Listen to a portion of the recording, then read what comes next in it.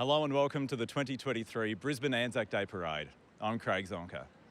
Today we reflect on the courage and bravery of the first Anzacs and the enduring legacy they forged. It was in the early hours of the 25th of April 1915 that Queenslander Duncan Chapman was the first ashore at Gallipoli. He was a lieutenant in the 9th Battalion, just 26 years of age. Thousands more would follow his lead into battle. 108 years on, we come together to say we will never forget, as we pay tribute to the sacrifices made by those who serve in the name of the country. We talk about the qualities of mateship, loyalty, determination and perseverance that define the Anzac story. And we say thank you to the thousands of men and women who today pull on the uniforms of the Army, Air Force and Navy. Now, before the march begins, let's get an insight into the operations of the Army's 7th Brigade, based here in Brisbane at Gallipoli Barracks and Nogra. A 9R, this is a 19, nothing heard, out to you, 9 Bravo, this is... It's definitely been a busy start to 2023. The brigade's been out and about in a number of elements and aspects.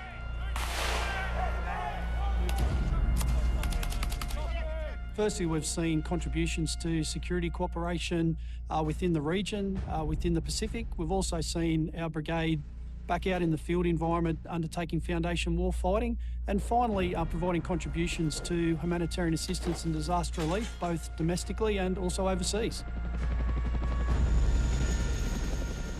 We've seen an element from the brigade participate in the response to the Kimberleys at the start of this year. That was predominantly an aviation task group that led that. No surprises based on the remote nature of the environment up there. And in this case, 7th Brigade was able to provide a valuable contribution. Last year, we saw about 1,600 people from the brigade deploy from Gympie out to Gatton in southeast Queensland and obviously in Brisbane itself. And also about 800 people pushed south into northern New South Wales as part of that response.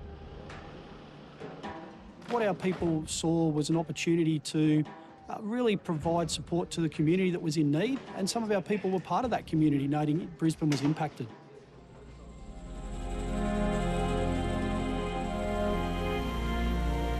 Working within the Pacific is a key part of the brigade. It's a key line of effort.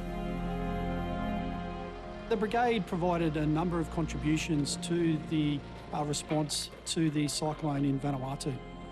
We saw elements from the 7th Combat Support Regiment, the Signals Detachment, and also transport drivers from the 7th Combat Support Battalion.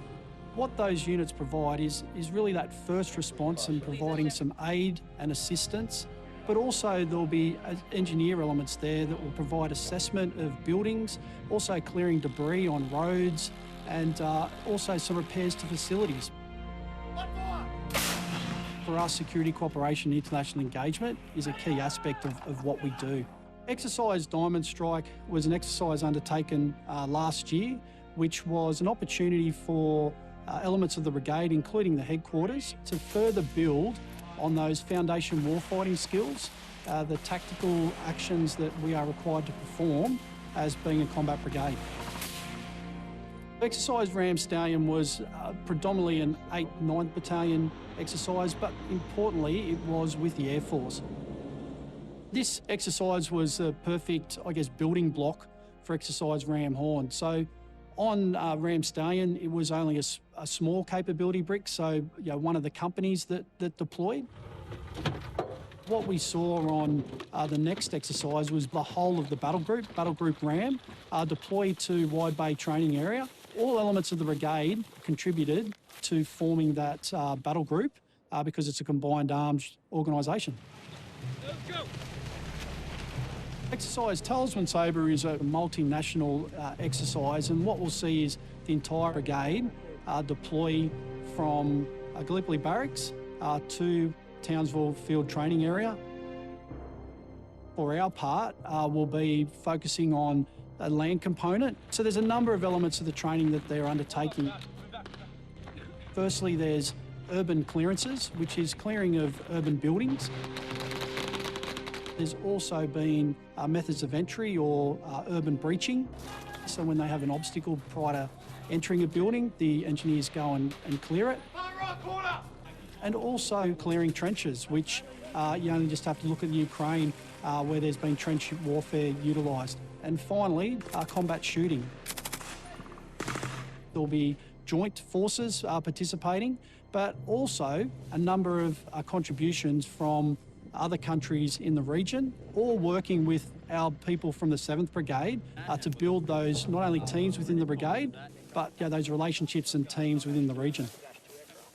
Talisman Sabre is a really important collective training activity to enable us to meet our readiness requirements that will assume responsibilities in October. As we move on that path to assuming the Ready Battle Group, we've seen the brigade operating both in jungle, in urban, and then in a field training environment. We're giving them a broad number of experiences and reference points to ensure that our teams at the battle group and brigade level are ready to go. That's for sure. So When I'm asked the question of what Anzac Day means to me, I guess there's probably a couple of things that spring to mind. First of all, it's an opportunity and a day to reflect, remember and commemorate those that have paid the ultimate sacrifice. But not only those that have paid the ultimate sacrifice through loss of life, it's those that have been impacted both mentally and physically from providing service to the nation. There's an aspect of pride in what we've done in the past, and pride in what our people continue to do in serving their nation, and I guess a little bit of pride too in my own service over close to 30 years. Mick Patman, morning to you, Mick. It's fantastic as we marched on Anzac Day to see the streets lined with people from the Brisbane community and broader coming to say thank you to our people for their service. The Brisbane community is a critical part of enabling us to do what we do. We are Brisbane's own brigade. It's an opportunity for us to say thank you for the support that the Brisbane community provides to the brigade. And you will soon see the soldiers of 7th Brigade make their way down Adelaide Street to be welcomed by big crowds for this Anzac Day in 2023. Today is about saying thank you as we pay tribute to that Anzac legacy, more than 100 years on from when Australian and New Zealand troops first landed on the Gallipoli Peninsula. Of course, Brisbane and southeast Queensland has a proud military history, home to the largest Air Force base, Amberley, the RAAF. There's, of course, HMAS Moreton at Bulimba and 7th Brigade at Enoggera. And with me in commentary is retired Commander Peter Tedman, who spent close to 50 years with the Navy. Sorry to mention that, Pete. But how do you reflect on Anzac Day 23? I think, like all Anzac Days, it's a day of pride, a day of remembrance, and you also see mates that you haven't seen for many, many years. So it's lovely to be able to catch up with people and tell a few stories. To see so many people out with Australian flags lining the street, how fantastic is that? Absolutely beautiful. And the feeling you get as you march, what's that like for you? It's stunning. You've got people all smiling, all clapping their hands, waving. It's just lovely interaction. And leading the parade this year is the mounted contingent from the Queensland Police Service. They're the first down Adelaide Street, and although today may focus on our military, our emergency service workers across the board also deserve our thanks. And I think it's important that we pay tribute to Constables Rachel McCrow and Matthew Arnold, who paid the ultimate sacrifice, losing their lives in what was a horrific ambush attack last December. It shocked and saddened the whole community, and our thoughts remain with their families. Absolutely. Let's remember them and their fellow police officers who are on the front line every day. Behind the police, you see the riderless horse with boots reversed in the stirrups. It symbolises fallen soldiers and has become tradition to be leading Anzac Day marches, known as the Lone Charger, to remember those who have fallen in the fields of battle.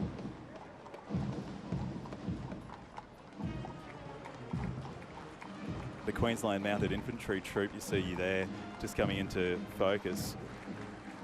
Their purpose is to keep alive the traditions of one of the oldest Australian military units, the Light Horsemen, dating back to 1860. And you might just notice the emu plume and the band of their slouch hats. The story is, during the shearers' strike of the late 1800s, the Light Horsemen were deployed on patrol in Western Queensland for weeks on end, and to maintain their skills on horseback, they would pluck a feather while riding alongside an emu in full flight. The flags of Australia and New Zealand And you might just be able to hear the sound of the Australian Army Band starting to come down Adelaide Street in Brisbane. And I'd like to introduce Major Roger Brennan from headquarters of 7th Brigade into commentary with the Army Band, starting things off, providing musical support to regal, vice-regal, state and ceremonial activities. It often appears at significant community events, and of course to its principal client, the Army. They have even performed on ABC Radio Brisbane a multitude of times. But to the parade commander, Major Brennan, just tell us who's leading the Army contingent today. Yeah, good morning all. It's great to commemorate Anzac Day with you. And the parade commander this year is Brigadier Dean Thompson from 16th Aviation Brigade. He's supported by the Regiment Sergeant Major, Warrant Officer Class 1, Bradley Barnquest. The Governor of Queensland, Her Excellency, Jeanette Young, and the Chairman of the Anzac Day Parade Committee, Kerry Gallagher, on the dais.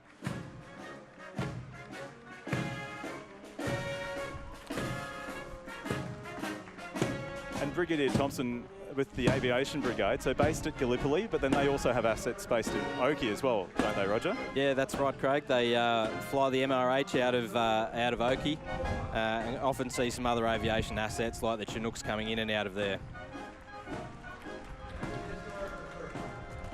On ABC TV, on YouTube and on ABC Brisbane Facebook, this is the 2023 Brisbane Anzac Day Parade. And the World War II banner signifies just close to 1 million Australians who served during World War II. In fact, no one's life in the country was left untouched by the conflict. It was the first time in history that the Australian mainland came under direct enemy attack. World War II veterans, part of the parade. Here's Leonard Roy McLeod, better known as Len, who was so desperate to do his bit that he signed up, giving a false name and age at just 15 years old. He was medically discharged from the Army at 17, legally still too young to even serve, but he remained ever keen to help the war effort, joining the US Army Small Ships Section, serving in and around the Pacific and Asia for the remainder of the war. Such was his wanton desire to serve his country. Incredible history. And it's so good that Len can be a part of our parade again in 2023.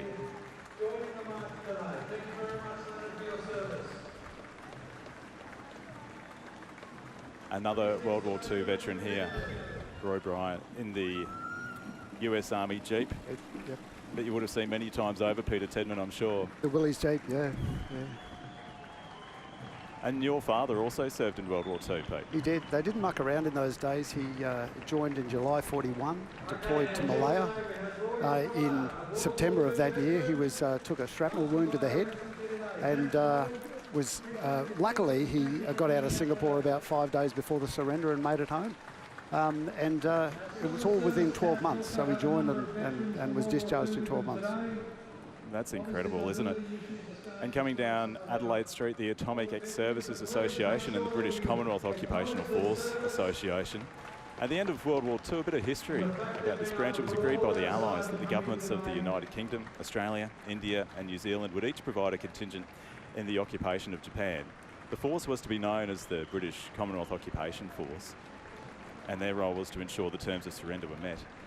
Legacy Brisbane, and what a year it is in 2023 for Legacy. It marks the centenary for one of Australia's oldest and most trusted charities. The story of Legacy has its origins in the foxholes of Pozières in France in 1916, where the story goes that one dying digger is said to have asked his mate to look after his missus and kids back home. Realising the dire circumstances of the tens of thousands of veterans, widows and children left behind, those who returned from World War I set out to help them. Today, Legacy Brisbane supports more than 5,000 family members of fallen and injured veterans.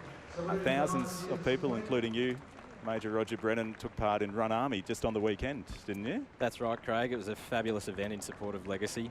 The run through the CBD raised over $200,000 for the charity, and I was certainly a bit stiff and sore after the 10Ks. But just to see that sort of response, it was only the second year that Run Army has been on the calendar. That's quite phenomenal. Over 5,000 participants, as you say. Yeah, absolutely. There's a lot of fit people in Brisbane, and just to see everyone out within the community, such a fantastic charity to be part of, and a really great day out. I do recommend it for everyone. I'll put it on the calendar for next year too, and let's see if we can top that record fundraising effort of well over 200,000 this year. And Legacy's longest serving member was Edward Smout, better known as Ted, who was born on the 5th of January 1898 and was an Australian soldier in World War I. He grew up in Sandgate, enlisted at 17 years of age, served in the medical corps throughout the war. He joined Legacy in 1937 and remained a member until his death in 2004. And you might know he has a bridge named in his honour between Brighton and Redcliffe on the northern outskirts. I grew up in Sandgate. I do know. You did? So you've been across the Ted Smout Bridge many times over, Peter. A few times, yes, I have. But the work that Legacy continue to do to support the families of those who have been fallen and injured in the name of service to the country. What a truly cherished charity it is for us in Australia. You'll notice many of the marchers with Legacy wearing the medals on their left side. On their right side. On their right side. Right Sorry. side. Yep. Left as I look down from our commentary position, Peter, but of course on their right side, yes, signifying that they are from family members. A nice wave from the Governor of Queensland to those marching with Legacy. And Roger, when you took part in Run Army, and I guess, you know, for your own story of enlisting with the Army, it's knowing that you have that broader community support, which must be so important to you. Well, community is, we're very much part of the community, and it's so important for us, and to have their support when we continue to do operations such as flood assist, COVID assist. A lot of our members were affected by the floods as well, and so as we can give back and to be part of the Queensland community as a whole, it's just fantastic to come out today, see everyone in droves, and be part of this fantastic day to commemorate Anzac Day. Australian War Widows Queensland, their branch coming down Adelaide Street, just with City Hall to their north. A little bit of rain starting to fall in the CBD. We had been hoping to avoid the showers, which we had some blue sky patches before overhead. There were showers for the dawn service at the Shrine of Remembrance at 4:28 this morning, but huge crowds there, thousands of people to pay their respects at this year's dawn service here in Brisbane. And for the War Widows Association, it's really about that friendship and support of one another. And here's one of the bands who have been a fixture as part of Anzac Day in Brisbane over many years now. In fact, this is the 29th year in succession. The Mackay North State High Marching Band has been honoured with an invitation to perform as part of the Anzac Parade. To come all the way from Mackay, you'll see them a few times today. 100 members of the marching band have travelled to Brisbane. It's a very important part of the school's extension program for their many gifted and talented musical students. Let's have a listen as they make their way.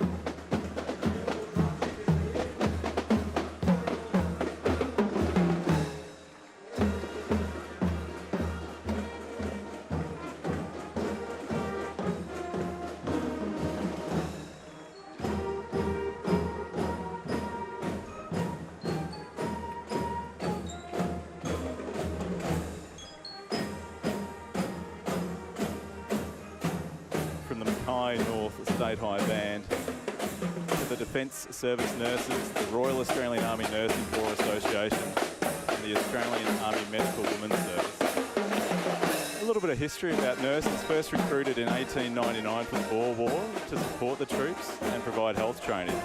The Army Nursing Service was raised in 1902 and has served in all theatres of war. It was in the early 2000s that the association was renamed Defence Service Nurses to better reflect modern nursing and recognise the growing role of male nurses in the services. And the 14th of May this year marks a pretty significant anniversary, Peter Tedman, the 80th anniversary of the sinking of the hospital ship, the Centaur. Yeah, Craig, of the 232 people aboard, 268 died. Goodness. Of the 12 nurses on board, one nurse, Sister Ellen Savage, survived, and even though she was injured herself, helped the other survivors, for which she was later awarded a George Medal. Defence Incredible. Defence nurses were among the personnel who received a meritorious unit citation for peacekeeping in Rwanda in the mid-90s, and numerous nursing crosses have been awarded right through its history. And Colonel Wendy Taylor, the former president of the Combined Parade Committee and now deputy president of the Queensland RSL, is a retired defence nurse. Good morning to you, Wendy. The Navy Women, the Women's Royal Australian Naval Service, formed in April of 1941. And would you believe, by the end of World War II, more than 3,000 had signed up.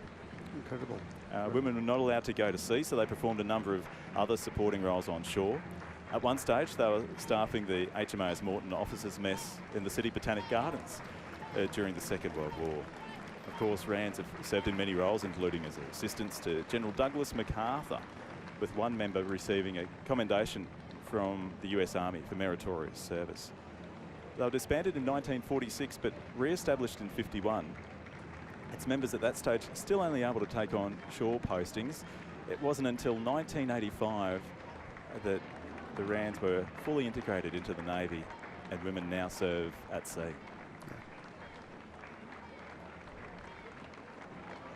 An incredible contribution that they make to these days, the Royal Australian Navy. President of the Naval Women's Association. Coming down in the golf buggy here today, leading her group. The Women's Royal Australian Army Corps coming into view now. This unit was formed in 1951 to help boost numbers post-World War II and during the Korean War. They first served overseas in Singapore. The Corps was disbanded in 1984 as female soldiers began to be integrated into the Army at large.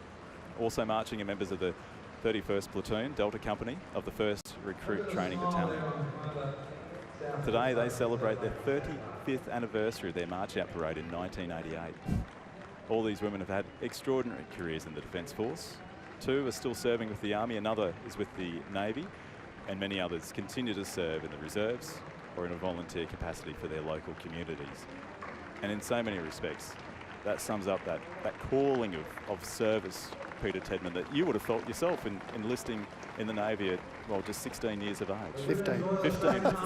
Yes. Yeah.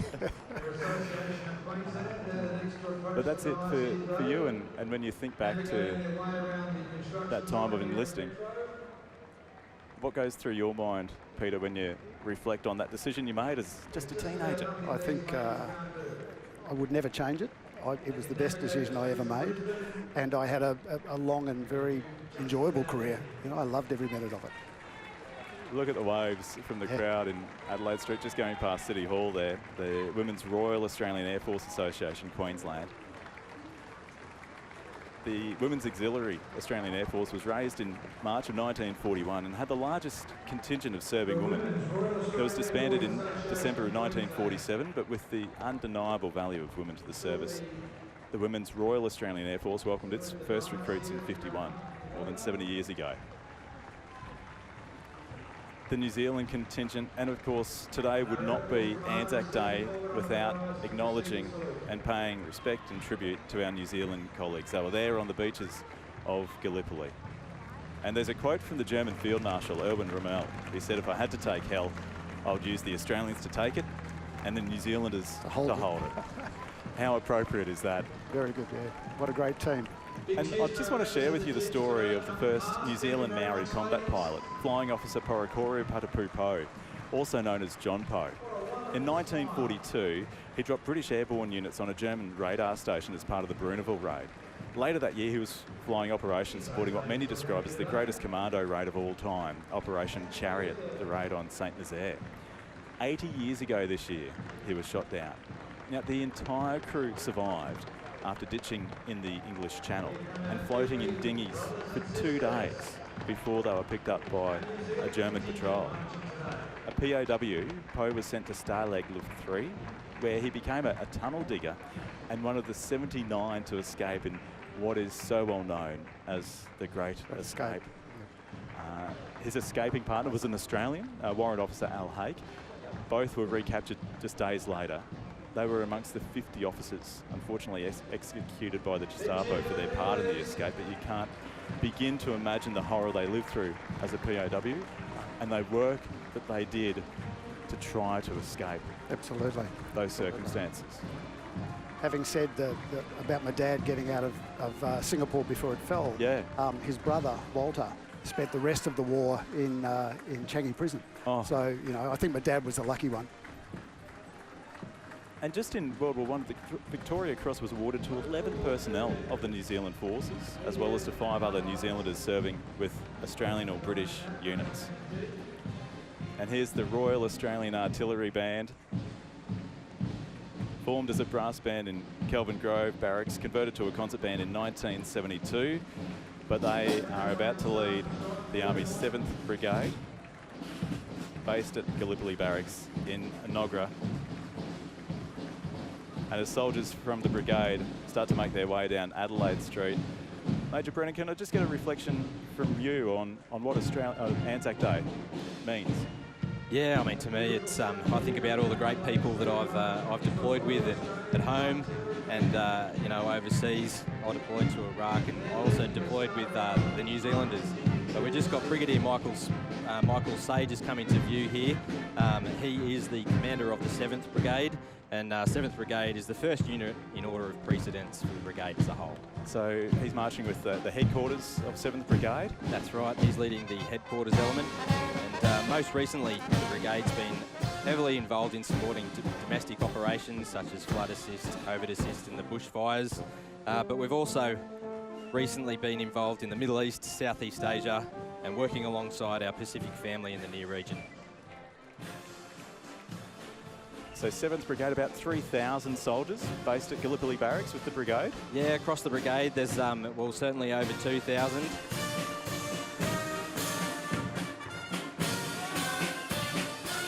And the emu plumes in the slouch hats there, that would have to be the 2nd 14th Light Horse Regiment, wouldn't it? That's right. So the 2nd 14th coming down now. They're an armoured cavalry regiment.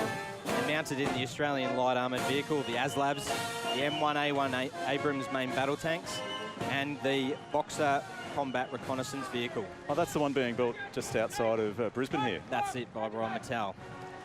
And headquarters is just passing us now.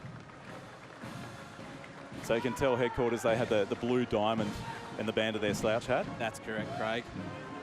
As opposed to the emu plume that you'll see on the hats of those with the 2nd 14th Light Horse Regiment, whose origins go back to the 1800s.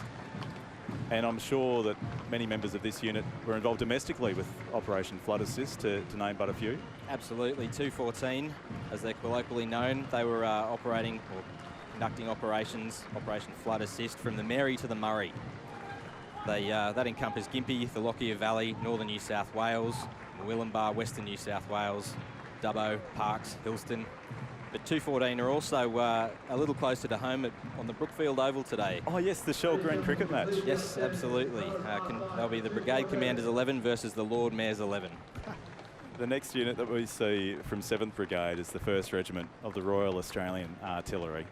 That's right, they're a digitised field artillery regiment whose primary role is to coordinate joint fires and effects for the 7th Brigade. And they currently operate the M777 155 howitzer. If you've ever seen that light up at night, it's quite something to behold. I'll have to take your word for that, Major. Let's hope so. So the regiment's recently sent a couple of the M777s off to Ukraine to support efforts over there. They've also got a fabulous army band, and they often get around Brisbane, and you'll see them out and about with the community. And over the past 12 months, what sort of operations have they been involved with? So like the rest of the units, they've been heavily involved in domestic operations, but they've also just come home from the Solomon Islands, where they were conducting exercise coast watches, conducting security and disaster response training with the Royal Solomon Islands Police Force. The regiment traces its origins back to May of 1949, first raised in North Head, but now, of course, based here in Brisbane at Gallipoli Barracks. The dogs of the 2nd Combat Engineer Regiment and their handlers. Absolutely. I need to mention their handlers too, of course. The dogs are considered soldiers in their own right, and they march in front of the regiment to signify their life-saving role in operations. So they're explosive detection dogs? Absolutely. They move forward of the unit or forward of the soldiers to identify explosive hazards to provide that early warning. Tell us a bit more about 2CER.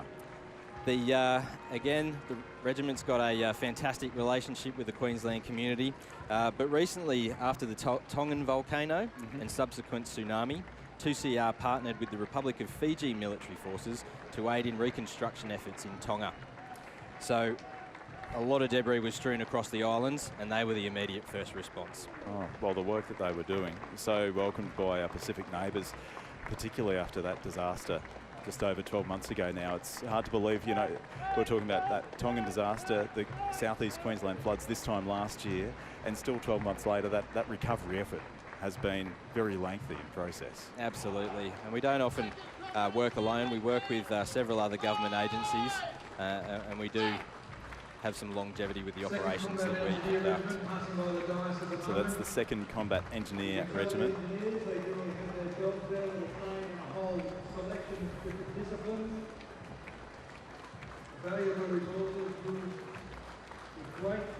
Marching proudly down Adelaide Street in the heart of the Brisbane CBD. Look at those Australian flags flying from those that are gathered here to pay their respects and tributes as the sun comes back out, pokes through some clouds.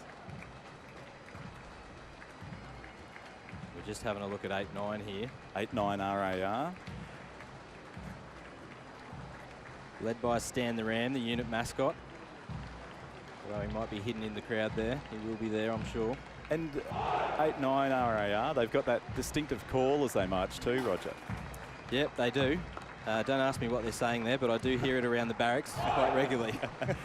The battalion's motto is Brisbane's own. Last year, were heavily involved in Operation Flood Assist, like many of their colleagues, and they're marking a particular anniversary in 2023. They are. This year's the battalion's 50th anniversary, and they'll be presented with the King's colours at a Freedom of Entry parade in Brisbane in October.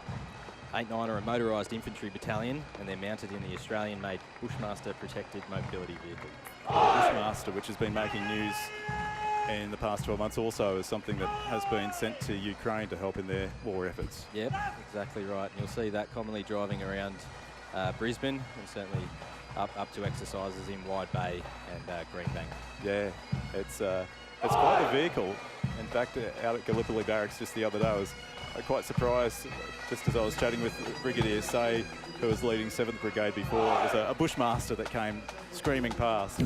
And you might just be able to hear the sound of 8-9 RAR pipes and drums. That's right. Formally re-raised in March of 2014 after the band disbanded in 1997. Their debut performance was on Anzac Day 2014. Let's have a listen.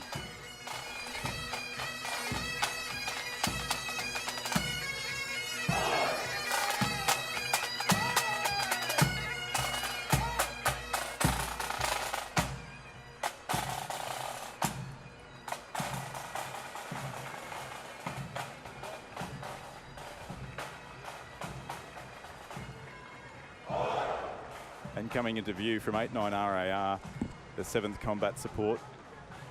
Combat Service Support Battalion, I mean to say, Roger.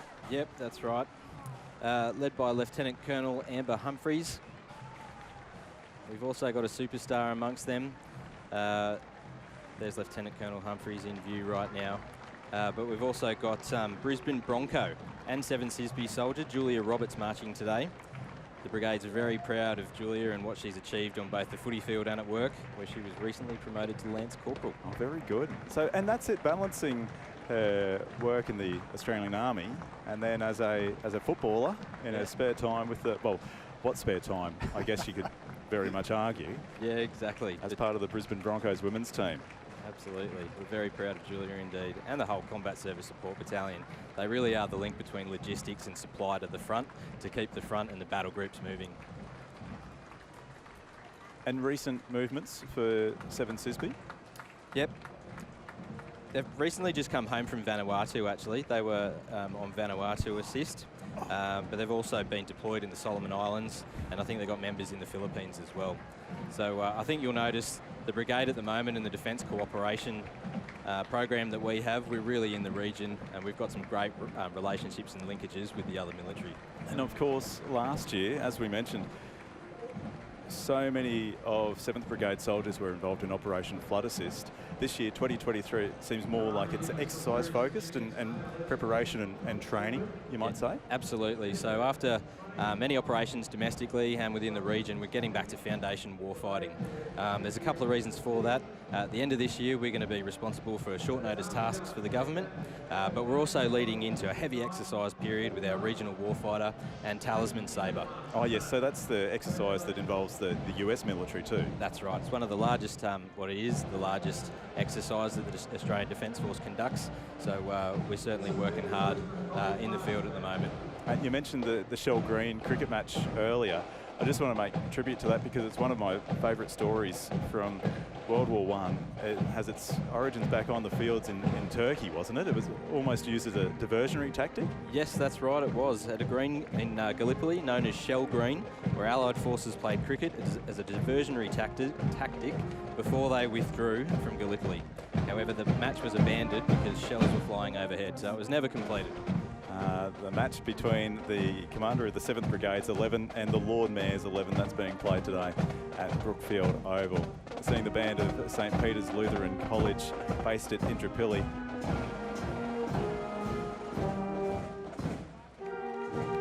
And as the Army associations come into view down Adelaide Street, joined in commentary by Commander Peter Tedman of the Royal Australian Navy. And Peter, of course, you've got some big connections with the Army after serving and working with the SAS many times over. Yeah, a couple of times early in the 80s as a sailor and then as an officer in the 90s. So yeah, pretty close ties. 2nd 14th Light Horse Regiment Association.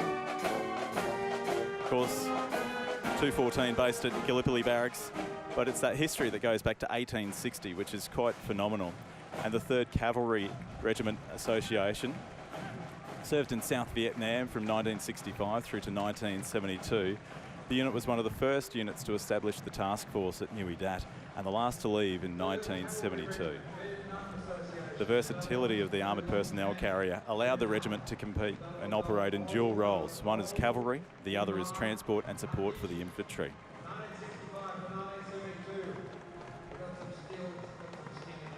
The regiment participated in many of the major battles, including Long Tan, the Tet Offensive, Coral and Balmoral battles of the Vietnam War.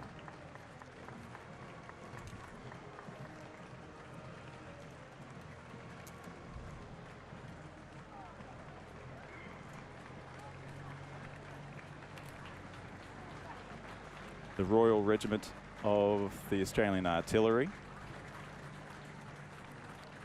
There's a great story with their association recently. They've just opened up a library at the regiment on Gallipoli Barracks, and they've memorialised the names of past members in the naming of their different rooms. Great initiative of the regiment. Now, can I put you on the spot? Do you know what that might be behind that truck? So that's a howitzer. Don't ask me to tell you the calibre. Large.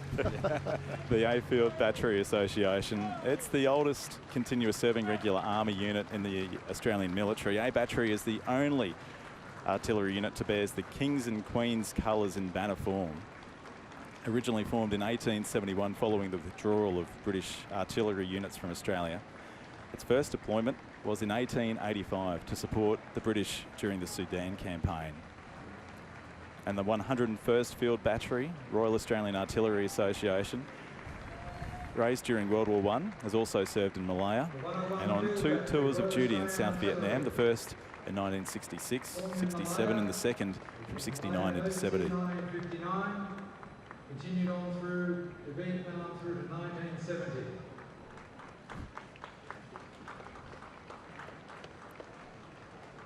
In February of 1967, during Operation Bribey in Vietnam, retired Major General Jim Ryan was mentioned in dispatches as he called in rounds within 50 metres of his position while supporting Bravo Company of 6 RAR. The bravery that you'd have, the fearlessness.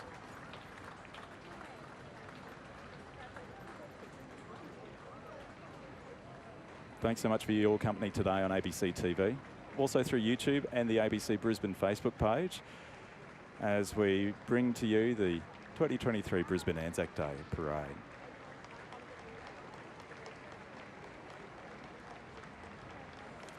The 105th Field Battery Association was raised in 1916 in Egypt for World War I. The battery served with distinction for the next 3 years on the front lines in Belgium and France, was disbanded on the 30th of March in 1919, but then re-raised in the 20s and based at Kelvin Grove here in southeast Queensland. It set sail for Malaya in '55 when it became the first unit of the Royal Australian Artillery to fire a shot since World War I. The unit also served in Vietnam, including the Battle of Long Tan, providing fire support for the infantrymen of D Company of 6 RAR. More recently, members of the 105th Field Battery have been deployed to Iraq and Afghanistan, and these days based at Enoggera. Let's please ensure that as they come past, we let them know that their service has been appreciated and is very significant for our country. The applause from the crowd for those who have served in the name of their country. The 108th Field Battery Royal Australian Artillery Association, also raised in 1916, saw service in France during World War I. The unit has also served in more modern conflicts, including East Timor, Afghanistan and Iraq.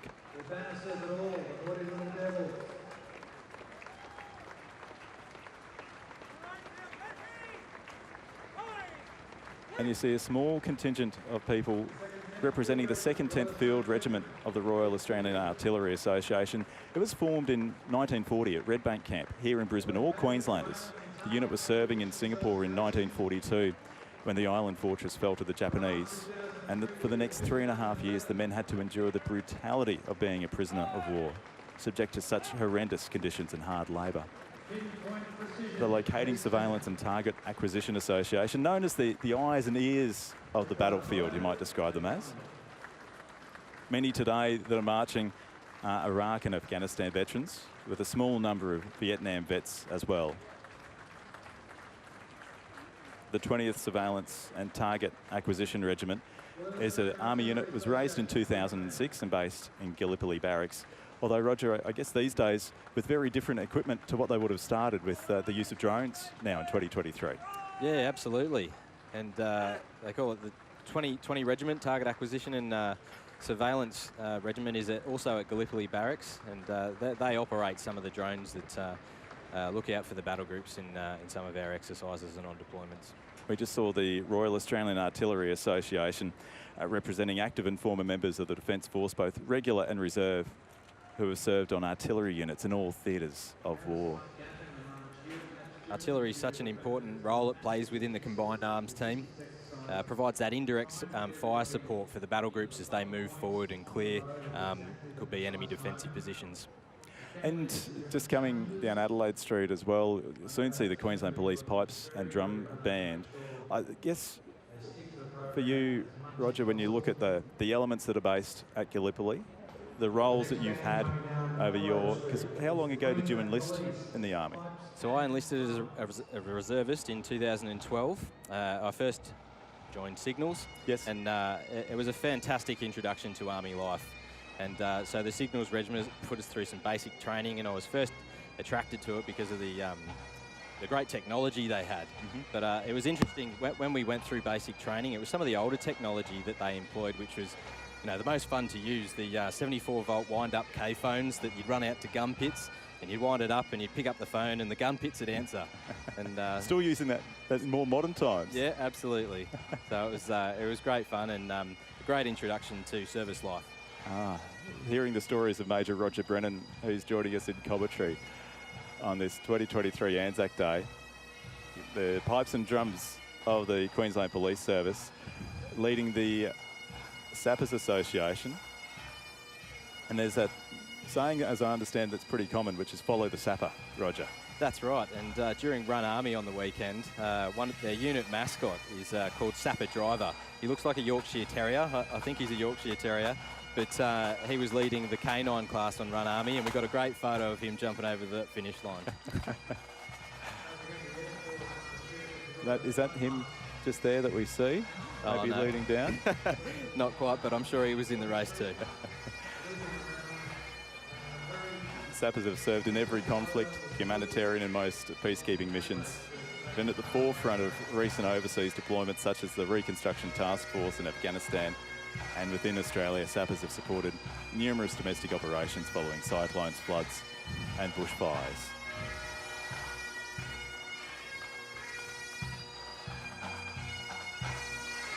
Seeing the banner of the 1st Field Squadron there as well.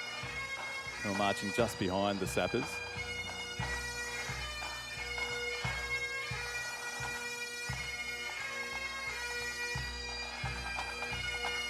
Their banner proudly displaying the theatres of war that they have been involved with, including as the tunnel rats in Vietnam.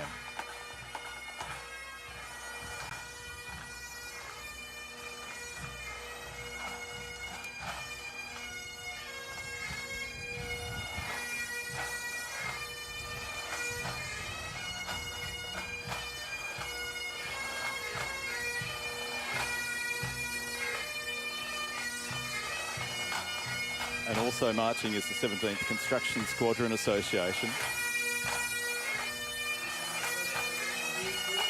They were presented with the honour distinction for their efforts in the United Nations Transition Assistance Group for the independence of Namibia. As you can see with that blue banner, many of the association members were part of that deployment. They were nicknamed the Moon Men for their ability to clear sand dunes to fit roads and buildings during their service in Vietnam. The Water Transport Association began in World War II to get troops and supplies to shore in small ships and landing craft. Peter, you would have worked closely with some of the water transporters over the years? We did, particularly our trainees, Craig. The trainee clearance divers often worked with Army water transport, including practicing beach insertions and beach approaches, but also the location of the water transport base made it ideal for surveillance and underwater attack swims. So it was a great training venue. Yeah, well, effectively they were just across the harbour from where you were based. We were on the northern side of Middlehead, they were on the southern side, so just around the corner. Yeah.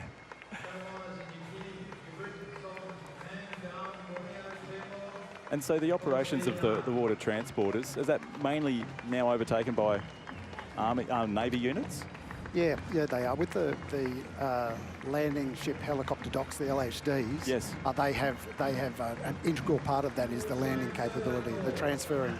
So yeah, that's it's still Army though, still mostly Army on those ships. I don't know if an instrument like that is still used by those members of the Survey Corps in 2023, but it certainly was back in the day. This is the Royal Australian Survey Corps Association. Also marching with them are the Intelligence Corps Association, you'll see with the green banner. The Survey Corps formed back in 1915, granted royal status in 1948 for services rendered in World War II. And Roger, you were saying you started as a signaller, but then progressed into the Intelligence Corps. Yeah, that's right. My full-time service started with the Australian Intelligence Corps. And as you know, it's incredibly important for personnel to remain connected to service. And an intelligence analyst or intelligence sergeant, Sergeant Hoy, just recently retired from 7th Brigade. And he'd been tasked to research the entire history of the Australian Intelligence Corps. And on his retirement, he produced his first book and he released it. What a great legacy for the Corps, and what a great way to stay connected. Most certainly is. And the Mary MacKillop Catholic College Band and Colour Guard travelled to Brisbane for the first time last year to support the Anzac Day Parade. So good to see the students back in 2023, coming down from the college in Highfields, just outside of Toowoomba.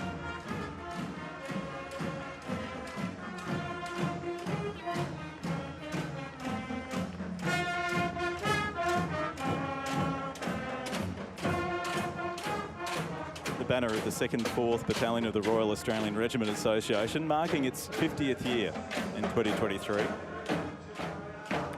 The association was formed in 2013, but the battalion itself was formed post-Vietnam by amalgamating the 2nd and 4th Battalions in 1973. On Gallipoli Barracks, we've got the Royal Australian Regiment's Memorial Garden, and some of the association members will often come to Gallipoli Barracks to trade stories and spend some time with one another out there. Great to see. The 8th 9th Battalion of the Royal Australian Regiment Association First raised in 1973 with the linking of the 8th and 9th Battalions at Gallipoli Barracks here in Brisbane.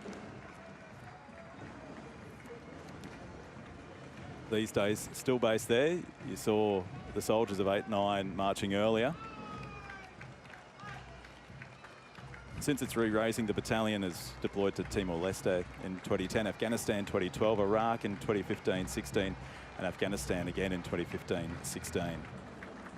The 5th 7th Battalion, Royal Australian Regiment Association, also marking its 50th anniversary this year, raised in December 1973 by combining the 5th and 7th Battalions post-Vietnam. Some 33 years later, the battalions were delinked, but members of 5-7 RAR served in Malaysia. In response to Cyclone Tracy, Cambodia, Rwanda, East Timor, the Solomons, Iraq and Afghanistan. In fact, 5 RAR are currently in the UK with Op Kudu. Are they? Supporting the Ukrainians and training their members before they go back over into the Ukraine. The Brisbane Boys College Pipe Band were formed in 1940 when Lance Corporal Robert Laurie introduced bagpipes to the school's cadets in Toowong, wearing the hunting McLean tartan that reflects the school's colours.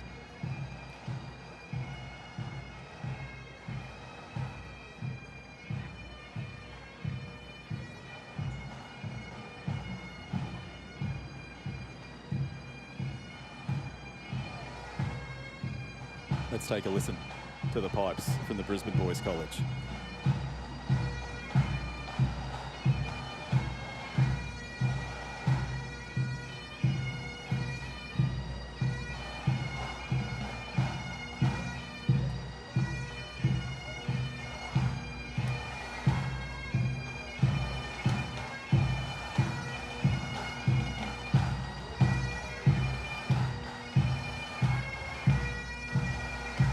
This is the 2023 Brisbane Anzac Day Parade, live on ABC TV, also streaming online, and of course you can catch up on iView later today if you want to make sure you spotted your son or daughter who might be marching, parent or grandparent who have been a part of today's parade.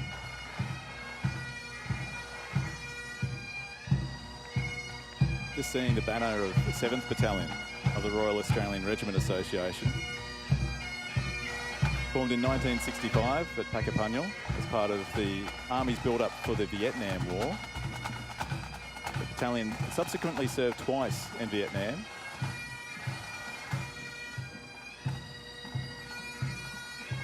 Approximately 2,400 men served with the 7th Battalion. Of these, 33 were killed, 220 were recorded as being wounded.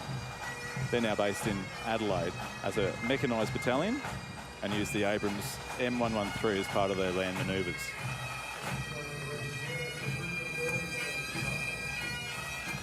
Eight RAR. Just a small element marching today as the association is having a reunion in Melbourne. 8 RAR was an infantry battalion formed in 1966, again as that expansion of the army to the threat of communism, sent to Malaysia in 67 and then to South Vietnam, as you can see on its banner. Between 69 and 70, the battalion undertook operations as part of the 1st Australian Task Force.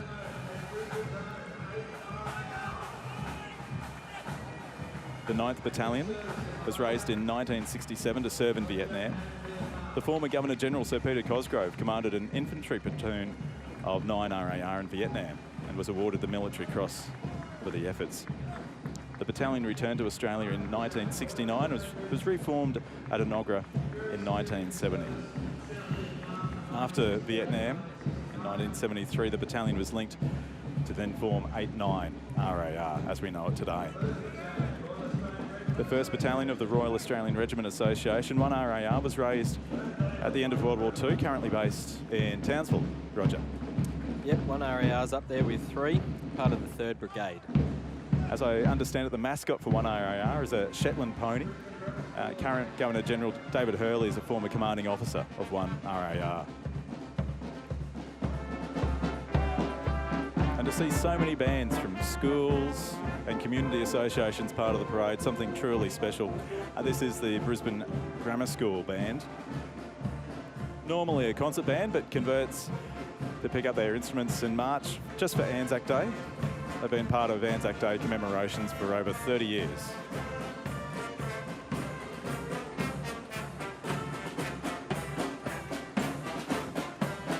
You might just hear the strains of Waltzing Matilda from the band. You couldn't be more Australian than that, could you? How very true. Yes. No matter where you are around the world, that's a tune instantly recognisable, You hear Peter that? Tedman. Yep, absolutely. And marking Anzac Day overseas, you've been on a number of deployments over the years.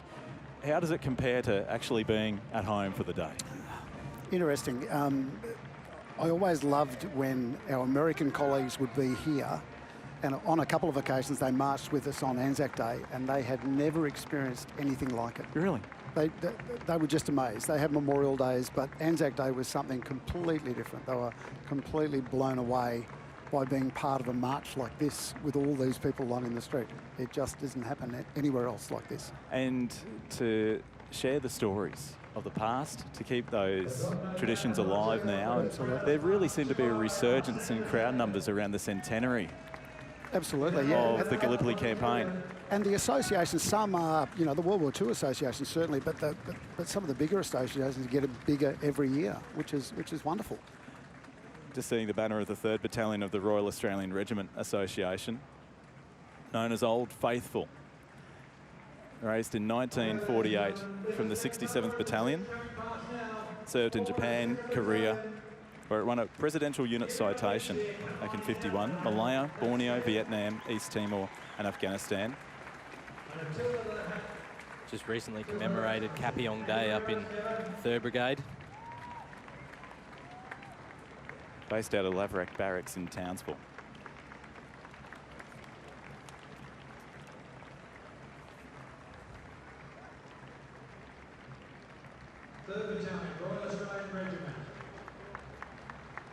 The red banner is behind the 3rd Battalion, signalling the 4th Battalion of the Royal Australian Regiment Association. Duty first, its motto. 4 RAR saw service in Vietnam and was then combined into the 2nd 4th Battalion. 4 RAR converted to commandos in 1997 and renamed the 2nd Commando Regiment in 2007. Members have served in a number of theatres of war, as you see on the banner: Malaysia, Borneo, Vietnam, East Timor, Iraq and Afghanistan.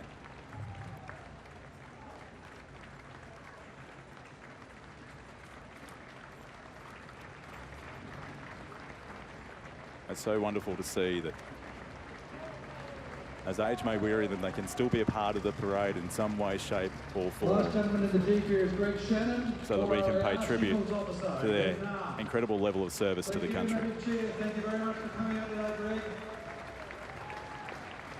The 5th Battalion of the Royal Australian Regiment Association, raised in '65, had 2 tours to Vietnam, where the battalion paid a very heavy price. Approximately 10% of all Australians killed or wounded during the Vietnam War were from 5 RAR. See some younger veterans marching there, have been involved in more recent efforts with 5 RAR. Now, the co-patron of the association is Major General Jake Elwood, who in the past few months has been appointed as the CEO of the Queensland Reconstruction Authority after his work as the flood recovery coordinator last year. The 6th Battalion of the Royal Australian Regiment Association. 6 RAR during the Vietnam War earned a Presidential Unit Citation from the United States when members of D Company participated in the Battle of Long Tan in 1966. A well-known story to many. It's the unit also of Corporal Dan Kieran, who recently received the Victoria Cross for his acts of bravery in the Battle of Derapat in Afghanistan. 6 RAR also based here at Gallipoli Barracks in Enoggera, Roger. That's right, and they've got a close connection with their association. They're often, the members are often coming on board to chat with the young diggers and trade stories and have a look at the new kit, the new in-service rifle, and compare it to the old SLR. But having that connection is so important for those younger soldiers too. Oh, absolutely. Just to listen to some of the stories that they've had and, you know, get inspired, understand what services service is about, and it's just a great link to have, and it's so encouraging that the members keep coming back to the unit. Members of the Australian Rifle Company Association, who served in Malaysia.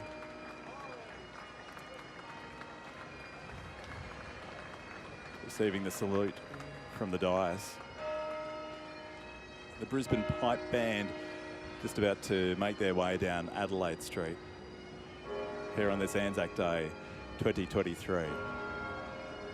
And Peter, for you, although you spent nearly 5 decades with the Navy, a number of years also working with the SAS and Special Forces, is there a bit of friendly rivalry at times, you might say, between the forces? Oh, you might say that if you were being kind, yes. Well, the Navy is still the senior service. Oh, is it just? Navy, Army, Air Force. I better be careful saying that. I'm glad I'm separating you and Major Roger Brennan from 7th Brigade here for Anzac Day 2023. But when you went from being a clearance diver to then do some of the training to be associated with the SAS, what was that experience like, Peter? It was a hard learning curve. We didn't have the certainly didn't have the weapons skills or the patrolling skills, or, the field skills that were required. But they taught us along the way. They taught us the hard way. And when we served together, once we were together, we were trained. It was like we'd been there all the time. Yeah. And we stayed there. We went there in 1981, and then clearance divers left SAS in 1997. But clearance divers have re-engaged, and they're part of the commando counter-terrorism capability, Australia's counter-terrorism capability. And that is all encompassed by Special Forces? It's all Special Forces now. They were separate units in the past, but now they're all coming to Special Forces. Yeah. And when you put together your team to go to Timor as part of that Interfet task force, how did you go about choosing those members? Because were SAS personnel included? Yeah. So, well, not in my group, but probably half of those in the group had been with SAS. So, we had the mixture of the skills that we needed. So, well, the Brisbane Pipe Band are leading the Special Operations Command, Special Air Service Association and the Australian Commando Association. You do describe these soldiers as the elite of the elite. They're marching together, Australia's 2 Tier 1 Special Forces unit. And they're a fairly mixed bunch. There are some Rhodesian SAS in there. There's some South African Special Forces. There's commandos. There's Australian SAS. So it's a very mixed group, but a very good group. And as I understand it, Peter, during World War II, the Navy also had commando units. Yeah, we did. They were called the RAN Beach Commandos. Their role was to go ashore, clear for the landing force, and then signpost. So pretty much what clearance divers do now without the signposts. At the conclusion of World War II, the commando squadrons, including the M and Z special units, had spent more time on combat operations than any other Australian unit during the entire Pacific campaign. Phenomenal service in the name of Australia. I'd like to give a shout out to Leo Walsh, who has had 50 years of service. That's one more than you, Peter. Not that I'm counting. 41 years in the Army and 9 in the Navy for Leo Walsh. That included 3 years with the SAS, 3 years with the Commandos, where Leo was, amongst other things, a diving instructor with the underwater demolitions team and a small craft instructor. He was also a training sergeant major with the parachute school and an instructor in battle efficiency at the Jungle Training Centre. He also served a number of years with 6RAR and was a part of the ABC commentary team here on Anzac Day. It's so good to see Leo once more and part of the parade in 2023. And Craig, speaking of legends, if we take a moment to give a shout out to Keith Buck. Keith's a Brisbane-based decorated former commando who turned 100 in February. Keith had deployments in World War II in New Guinea and Mauritania, as well as serving with the Japanese occupation forces. From all of us here, Keith, happy 100th, and we hope you're enjoying Anzac Day this year. See you next year. See you next year, Keith. I certainly hope so. Just behind Leo, you see the Australian Army training team, Vietnam. And this was the first unit into Vietnam and the last out. Come on, give him a big cheer. And this year marks 50 years since the withdrawal of Australian troops from Vietnam. The Army training team in Vietnam, 4 Victoria Cross recipients, those being Major Peter Badco, warrant officers Ray Simpson, Kevin Wheatley and Keith Payne. Payne led his company to safety under heavy fire and organised the rescue of many wounded soldiers. And a little side note, he received his VC from Her Majesty Queen Elizabeth II aboard the Royal Yacht Britannia when it was here in Brisbane in 1970. Just over 1,000 served across 10 years in Vietnam, of which 33 were killed and 122 wounded. In 2005, the unit was granted a special Australian War Memorial plaque. Should note, chairman of the parade committee, Kerry Gallagher, was also a member of the Army training team Vietnam. There he is, standing next to the governor on the dais. So many orders, battle orders. And also members of the Army training team Iraq marching past. 9th Battalion Association here. This association is for any unit with a 9 in its title. The 9th Battalion of the, at that time, it was the Royal Queensland Regiment, was among the first infantry units raised during World War I and also the 1st Battalion recruited in Queensland and first ashore at Gallipoli. Duncan Chapman, Maryborough, as a lieutenant in the 9th Battalion, was at the head of the lead boat when it landed at Anzac Cove on the 25th of April 1915. The association, very active in preserving its history with the museum at Enoggera and the Milne Bay Memorial Library and Research Centre, which is at Chermside, here in southeast Queensland. Here's the 49th Battalion Association, formed in Egypt in 1915, moved to France and Flanders as part of 13th Brigade, 4th Division of the 1st Australian Infantry Force, taking over 2,000 casualties. Australian Imperial Force, I should say. Members of the 49th Battalion fought in all major areas. Seeing the banner of the New Guinea Volunteer Rifles and the Papua New Guinea Volunteer Rifles Association. They were an Australian Army militia unit formed in 1939 for men between the ages of 18 and 50 were recruited. They provided expert local knowledge and supported other allied units. They were referred to as the keepers of the gate into mainland New Guinea until the arrival of regular Australian and allied units. Also earned the nickname the Gallant 500. An interesting side note, both those units were formed, served and disbanded without ever setting foot on Australian soil. And here we have the Papuan Infantry Battalion, New Guinea Infantry Battalion and Pacific Island Regiment, all represented here. Created on the 1st of June 1940 to help defend the then Australian territory of Papua during the Second World War. These servicemen became known as the Green Shadows. Other references in captured Japanese documents refer to them as the Savage Unit or Savage Soldiers. The past Governor-General Sir Michael Jeffrey served in the Pacific Island Regiment and is a past patron of the association. And from the Papuan Infantry Battalion, the following unit, the 39th Battalion, are the only 2 units on the World War II Battle of Order which have the battle honour Kokoda Daniki. And the 39th, really, you could describe them as a legendary militia unit of World War II, the first to engage with the Japanese on the Kokoda track. Sadly, this year will be the first march that we will not see any of our 39th Battalion World War II vets following the passing of George Turner late last year. George was just 20 when he enlisted and marked his 21st birthday, just a few weeks after arriving in New Guinea. His son Ian leads the contingent, along with George's great-grandson Harrison. Also in the group is Papua New Guinea's retired Major General Jerry Singarock. He's marching to represent those fine Papuan soldiers who fought alongside Australian troops on the Kokoda track.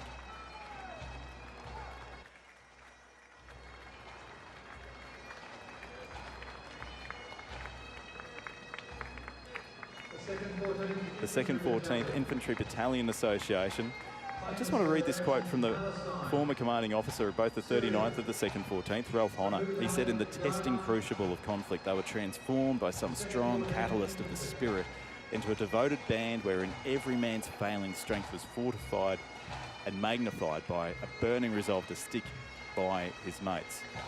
In so many ways, that describes that Anzac spirit, Peter Tedman, doesn't it? That pretty much says it all, doesn't it? Yeah, stick by your mates. You know, we talk about those qualities, mateship, loyalty, determination, perseverance, that define that Anzac legacy. That's it. That is it in spades.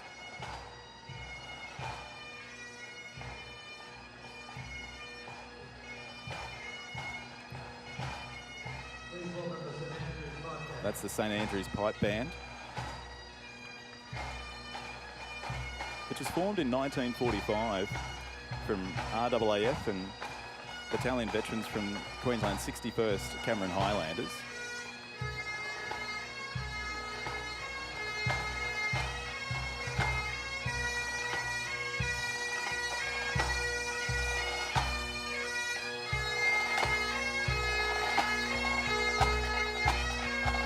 And they are leading the 61st Battalion Association. I'll tell you a little bit about their story. So the Cameron Highlanders, you can see the kilts they wear, first formed in 1938 as a militia unit, and in 1942 fought in the famous Battle of Milne Bay in PNG. In many ways, they were forced to learn on the job as they tenaciously slowed, then stopped the Japanese. The 61st were essential in forcing the Japanese to suffer their first defeat of World War II. They were then deployed to Bougainville until 1945. They have 3 military cross recipients, 5 military medals, and 12 times mentioned in dispatches. The unit has its own tartan, as you can see displayed in this year's Anzac Day Parade, the 61st Battalion Association, the Queensland Cameron Highlanders.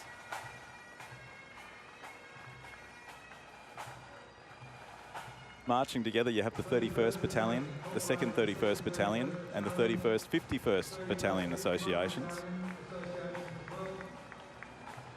Members have served in World War I, World War II, and more recently since then as well. The 51st Far North Queensland Regiment in modern times plays an important role charged with the protection of our borders to the north.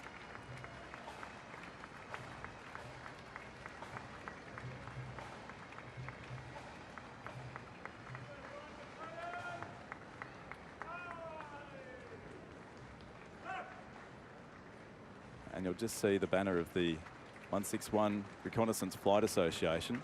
This flight was formed at RAAF Base Amberley in 1965. Arrived in South Vietnam with the first Australian elements to become an integral part of 1RAR at that time. Served in Vietnam from 65 through to 1972 in all areas. Its role was as critical as it was varied, including direct operational support for the battalion and task force area, reconnaissance, battle control, target location, search and mark enemy activity to convey cover, and also for medical evacuation. Low-level flight, treetop, spotting, finding, directing fire. The unit was awarded 16 Distinguished Flying Crosses and a US Presidential Citation.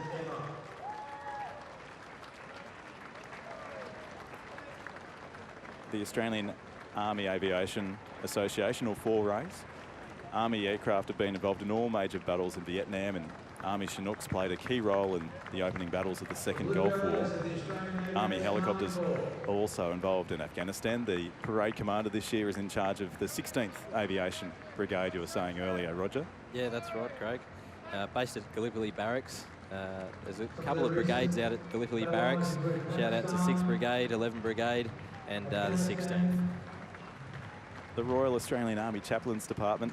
Chaplains have served in every conflict since Padre Charles Collingridge left for Sudan in 1885. During World War II, Chaplain Hugh Cunningham, at that time he was a prisoner of war, was given an armband.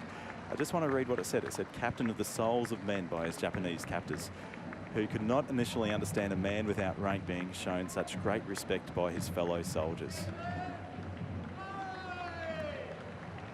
The Army Transport Association, raised in 1903 as the Royal Australian Army Service Corps, renamed to the Corps of Transport in 1973. It supplies troops by land, sea and air, served in World War II and post-war conflicts.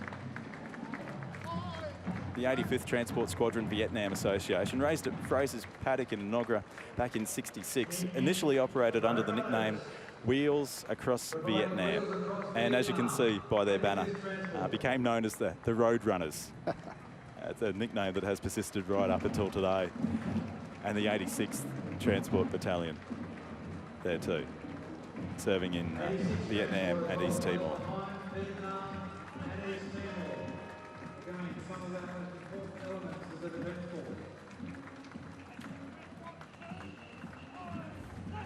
And Major Roger Brennan, who's joining us in commentary from 7th Brigade.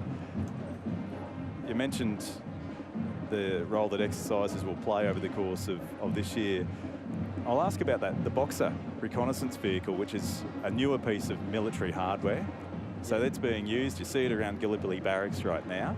Yeah, you do indeed. I was lucky enough to be on exercise with it up at Wide Bay, just near Gympie there, and got to see it in action with A Squadron from 214.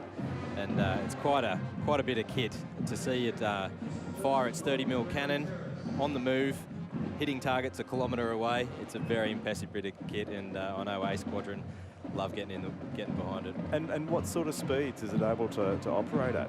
Don't quote me on this again. I'm not in an armoured cavalry regiment, but I think it operates up to around 60 kilometres an hour. Yeah, okay, so it gives you speed and agility on the battlefield. And they operate in front of the battle groups, and they give that reconnaissance and situational awareness for the battle groups, so as they understand what's in front of them and they can move forward.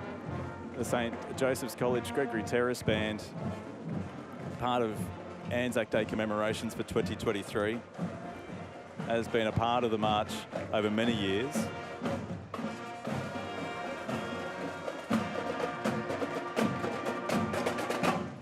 And can I say, as a former member of a marching band, it's pretty tricky holding a trumpet, maintaining a note as you make your way left, right, and try to stay in step with those around you too, Peter Tedman.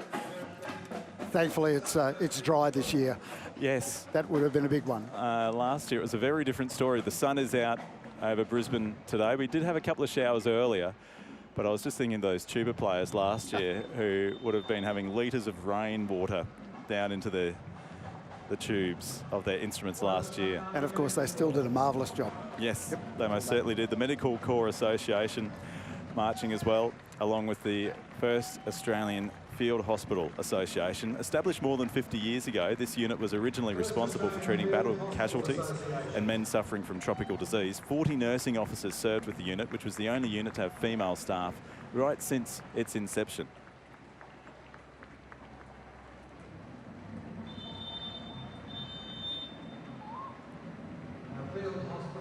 The 11th Field Hospital Association also marching down Adelaide Street. Today the unit is known by the name the 11th Close Health Company, a subunit of the 2nd Health Battalion. And even though the name may have changed, its significance remains. 2nd Health Battalion, got them out at Enoggera as well, and they're an enabling medical unit that supports the 7th Brigade when we go on exercise. You see the donkey there, which would have been a way to evacuate wounded and injured troops from the battlefield. Of course, times may have changed. Well, you say that, Craig. Some donkeys are still used. We were on exercise in Thailand, and they still use them quite commonly. Do they really? Yeah. Many hospitals and field ambulances, of course, have been deployed over many years.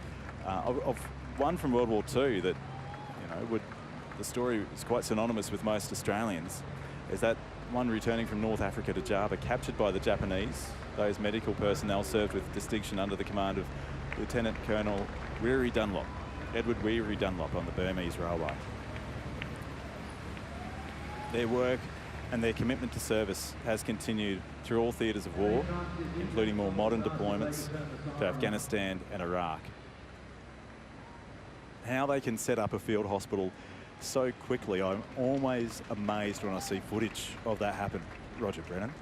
Yeah, it is. It's very impressive, and the close health support that they provide some of the battle groups, it's really important, and it helps the teams and the combat teams to know that support's there when they need it the most. You also need to keep your teeth in check, and that is the work of the Australian Army Dental Corps retired members who are marching today. That's right, and I've got a visit to the dentist in May, so thanks for reminding me, Craig. Don't forget about that.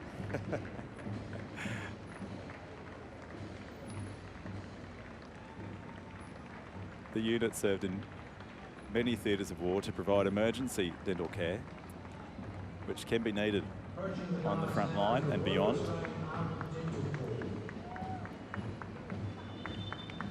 The Royal Australian Army Ordnance Corps Association coming into view now. Formed in 1985 with retired personnel interested in fostering and continuing the spirit of the Corps after having served in every theatre of operations, as you can see on the banner, from the First World War, Second World War, and in times post, from Korea, Malaya, Malaysia, South Vietnam, on peacekeeping missions, East Timor, Afghanistan, and in Iraq.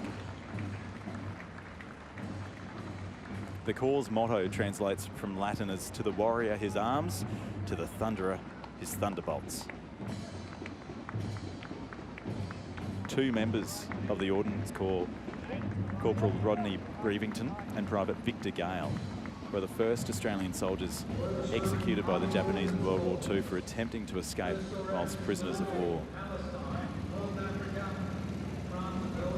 Some of our dignitaries that are alongside us here for the Anzac Day March in 2023, including, I was chatting to a couple of ladies earlier today who've been involved with Legacy and the War Widows Association, and how important it was for them to be here and to pay their respects to those who continue to serve in the name of the country and those who have over many decades.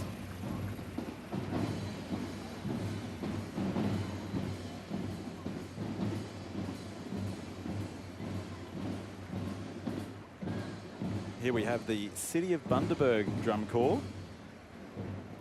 Formed in 1956, the band has performed here in Brisbane for the Anzac Day Parade every year since 2013.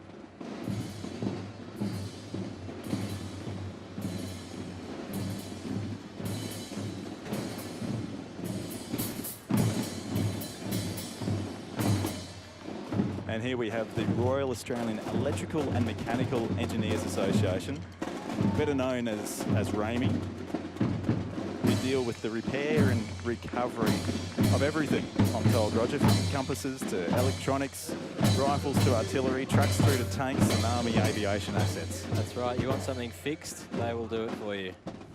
Brigadier Say is an engineer, isn't he? He is, but he's a combat engineer. Combat engineer? Correct. Who I understand was representing engineers at the funeral service of Her Majesty Queen Elizabeth last year. Yeah, he's got quite a busy schedule, and whilst we had a busy period last year, he was whisked away to the UK, and he was really proud of that moment, and excellent to represent Army for such an occasion. RAMI craftsmen, I know they are renowned for their ability to repair almost anything. The Corps, I'm told, is one of the loudest and proudest in the Australian Army. And that tricolour flag of blue, yellow and red is commonly flown whenever maintenance is being conducted. And a lot of the time, Roger, as you would know, and Peter, when you're out on deployment, you would be only as good as the food that is in your belly. So here is the Australian Army Catering Corps Association. Have served in all conflicts from 1943 to present day. You should see the morale lift as soon as you see some cooks that are outfield, and you change from ration packs and you get onto fresh rats from these guys. It's big difference, big difference. Big difference. Very powerful. What would you find in a modern ration pack, Roger Brennan? They're actually not too bad these days. I mean, you get fresh tuna, you get all sorts of curries, and a lot of the members mix and match and put mashed potato with all sorts of weird and wonderful flavours. But it's the sustenance that's needed, and it's amazing. Yeah, and it's even better when it's freshly cooked by members of the catering corps. Yeah, they're highly prized, these guys. And you'd want to stay out of the eye of potentially our next association. It is the Military Police Association of Australia. The organisation first established in 1966. In 1916, I should say, the Military Police. The emblem is the crossed Roman swords of justice. Served here at home and overseas in both world wars and all major conflicts since. Veterans marching today have served in Vietnam, Somalia, Cambodia, Afghanistan, Iraq and East Timor, along with a range of peacekeeping missions. the motto for the troops and with the troops of the military police. The Officer Training Unit, Skyville Association. Members predominantly served in Vietnam, but also in Singapore, Malaysia, Borneo and PNG. Importantly, made a big impression on some of our young leaders. Close to 2,000 officers graduated from Officer Training Unit Skyville from 65 through to 73 through a very demanding 22-week course that, as I understand, had a significant failure rate. 130 graduates obtained the rank of Lieutenant Colonel or above, with 13 brigadiers.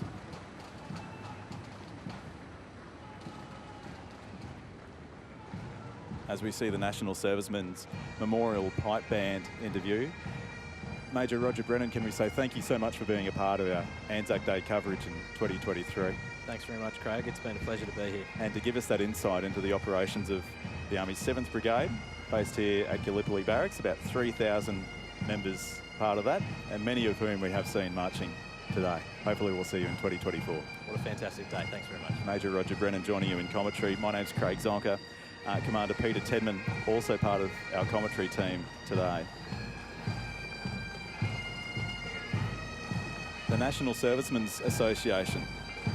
Peter, it's quite phenomenal when you think about the numbers of NASHOs who were signed up over the years. A total of 227,000 served in 52 intakes. It's incredible, isn't it? The NASHOs were for a long while the backbone of the forces that we sent overseas. It was, there was just so many. The first NASHO scheme was in 51, running through until 1959.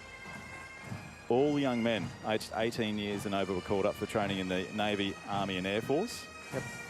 Then there was a second scheme that ran from 1965 through until 1972, where another 63,000 men were drafted. Incredible.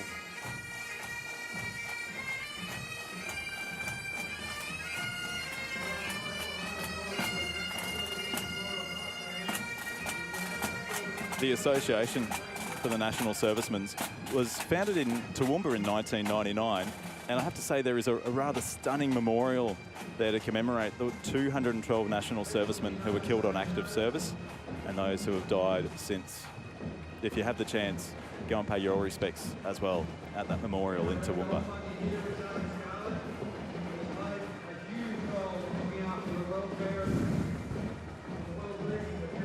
And here's the Australian Peacekeepers and Peacemakers Vets Association.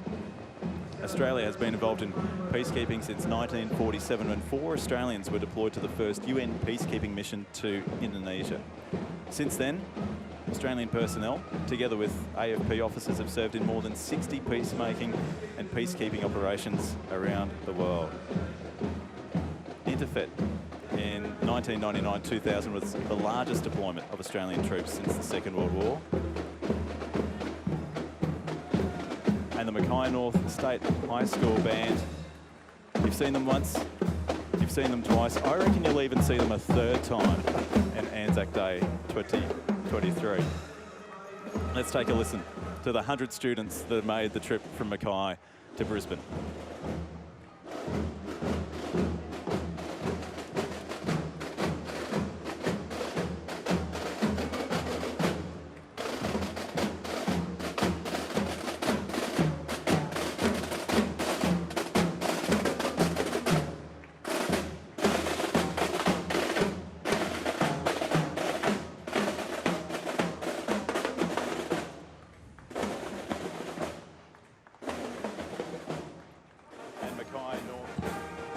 And Mackay North State High School, as they march through, it signals the change in services from the Army to the Air Force, and it's great to be able to welcome into commentary Flight Lieutenant Rob Hodson, who can give us an insight into operations at Amberley.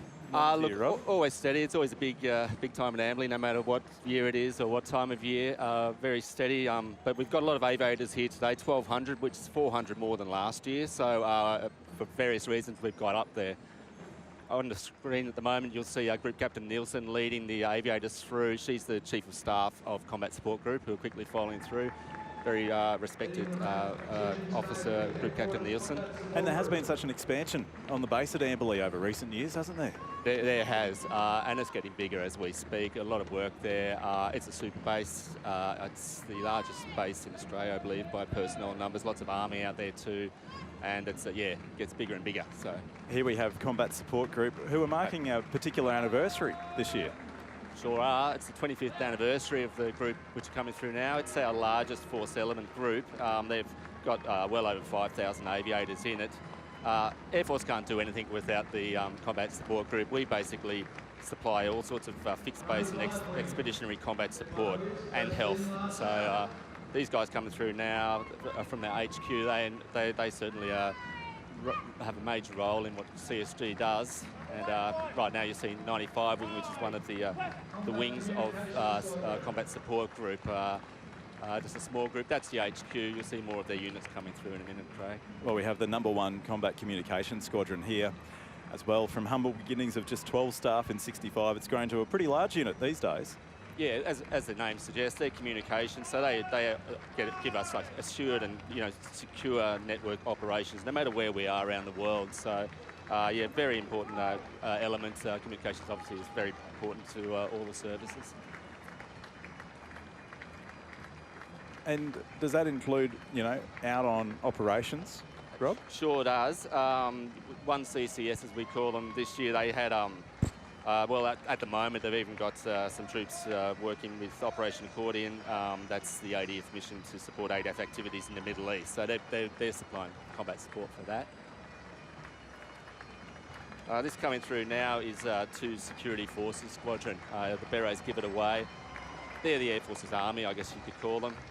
They look after domestic and overseas operations, making sure we're safe. They're the bad guys, really, or the good guys. The good guys. Well, you're on, yeah. When you're on our side, they're the good guys, aren't they? Yeah. So airbase security, effectively? Airbase security and expeditionary security. If we're going to send in aircraft overseas to places which might offer an unsecure environment, some of those guys will go along, and they did some of that last year, going to places where there was riots in the streets of certain countries, bringing in supplies, and just to ensure that the aviators who are on the aircraft and the whatever we're bringing there gets safely looked after. Yeah, and Rob Hodson, I know they also had quite the role when the stealth bombers from the US were at Amberley. That's right. We were lucky enough to have a flight of stealth bombers, B-2 Spirit stealth bombers from the USAF with us last year for about a month or 5 weeks, and they're the sort of aircraft you really need to keep an eye on. So we had a 24-hour presence, and so 2 SecFor were working with the USAF security. As we do with a lot of USF, we generally do a lot of stuff together, and just to ensure that the aircraft were, safe and sound. They were quite impressive aircraft to see in the sky for those who might live close to Amberley and had a glimpse of those B-2 Spirit stealth bombers when they were here in Australia. Might be able to hear the sounds of the Emmanuel College Highlanders at UQ, accompanying elements from the Royal Australian Air Force down Adelaide Street here in Brisbane today as part of Anzac Day 2023. Coming up now, Craig is headquarters 96 Wing, I believe, and 23 Squadron after, yes, that looks like, that's right, there's a 23 Squadron CO right there on screen right now. So 23 Squadron, the City of Brisbane Squadron, yeah. The largest group we've got marching today. They basically run Amberley Air Base. Everything that happens there can't happen without these guys. Air movements, ground movements, health, training, catering. They make sure it's an efficient base and it's running, top trim.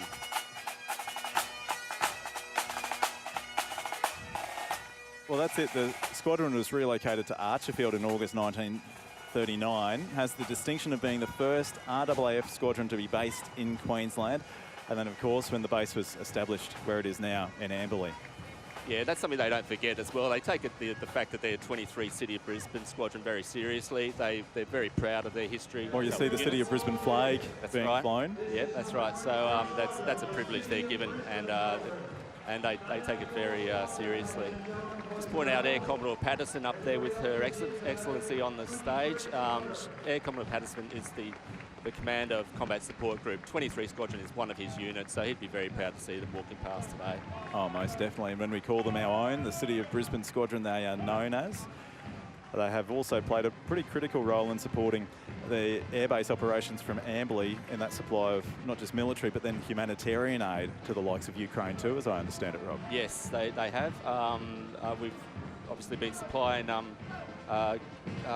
assistance to Ukraine in the form of humanitarian and military aid, and a lot of that's gone out of RAF Base Amberley, and particularly air movements. 23 Squadron have had a big job in ensuring the safe loading and secure loading of whatever we're sending over there, whether it's humanitarian aid or bushmasters or the like. You might have just seen a picture there. I might see a couple of the military working dogs who are also part of number 23 Squadron. Yeah, here they come. This obviously 23 Squadron has a security role as well these days, and that involves military working dogs. Here they are now.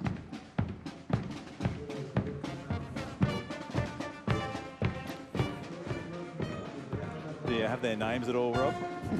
Yeah, some of them. We've got Sigma, Yugra, Olive, Gorner, Bodie, Bernie, and Extreme. You did well there. Well done. I love my dogs. Very well done. Dogs.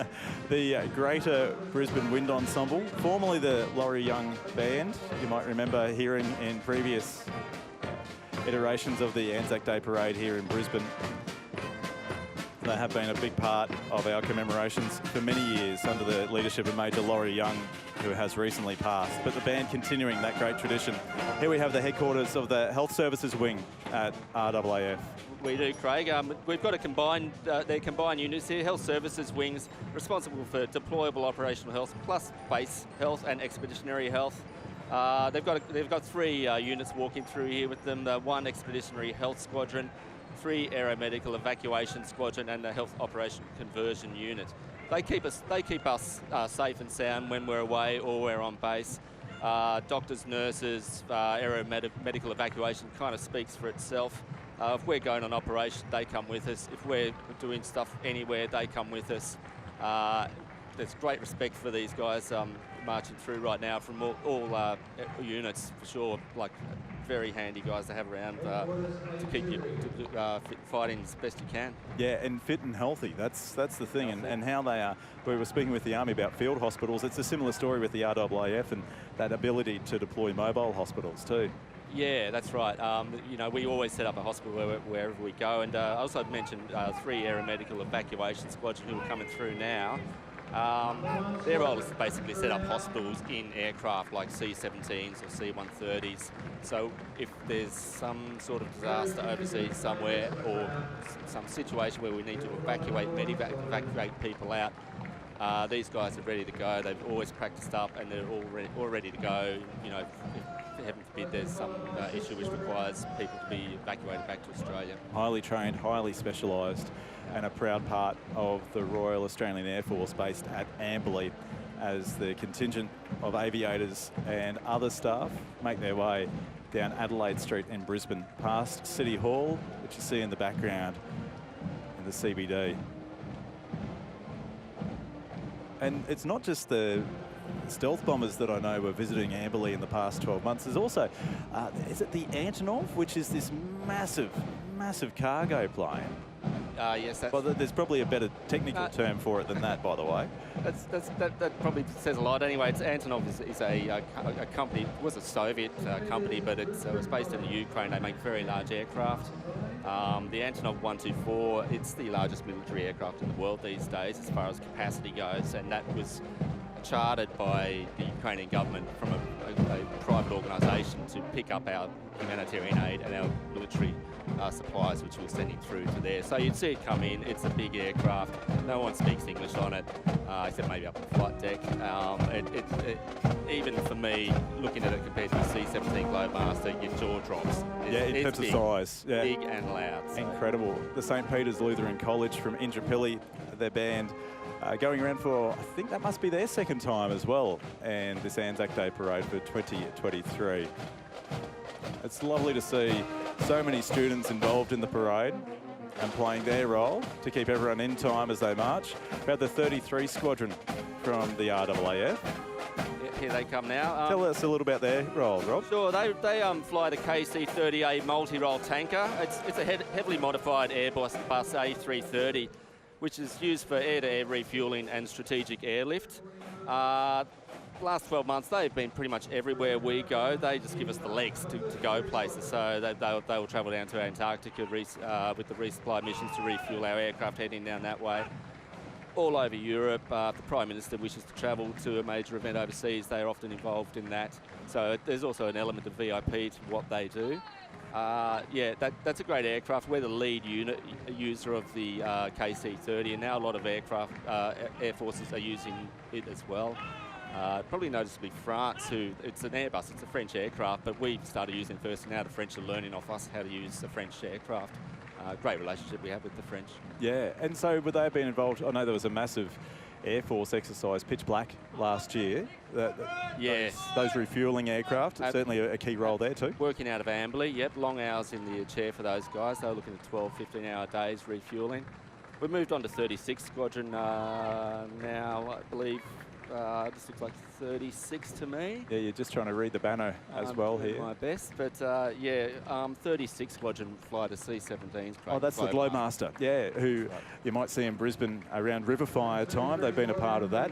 Incredible aircraft. One goes pretty much directly over my place as part of that each and every year. The noise that it generates is out of this world. It's noisy, but that's what you need to have capacity of load. Yeah. Here we have 35 Squadron. Yeah, this is a great unit coming through, 35 Squadron. Their tempo is absolutely non-stop. Everyone's busy, but those guys just are absolutely everywhere flying the C-27J Spartan. Oh, yeah. So what sort of role does it play? It's a sort of a medium tactical transport aircraft, so we can get into places that other aircraft can't. So, like, for instance, earlier this year, there were floods in the Victoria River region in Northern Territory. Yes. And they were basically the only aircraft could get in to evacuate people from those communities. So we're bringing them back to near Catherine. So, and when that was happening as well, I know that they were almost tapped to head off to Vanuatu because it happened at the same time as the cyclones hit Vanuatu. So there was a potential that they were going straight from the Northern Territory to another task in Vanuatu. But that's the way they roll, 35 Squadron. They're just ready to go wherever's needed. Yeah, it sounds like it's constant role that they have, as it is for most, whether it be RAAF units, Army units, or units attached to the Royal Australian Navy. Absolutely. But that is a true indication as to how busy they can be. Yeah, you got that right. So, and that's the Salvation Army Band, formed in 2009, I should say. This is the Carindale Salvation Army Band, from the Carina, Cooperi, West End and Mount Gravatt Salvos bands that date back to 1914, coming together, and you see them marching proudly today.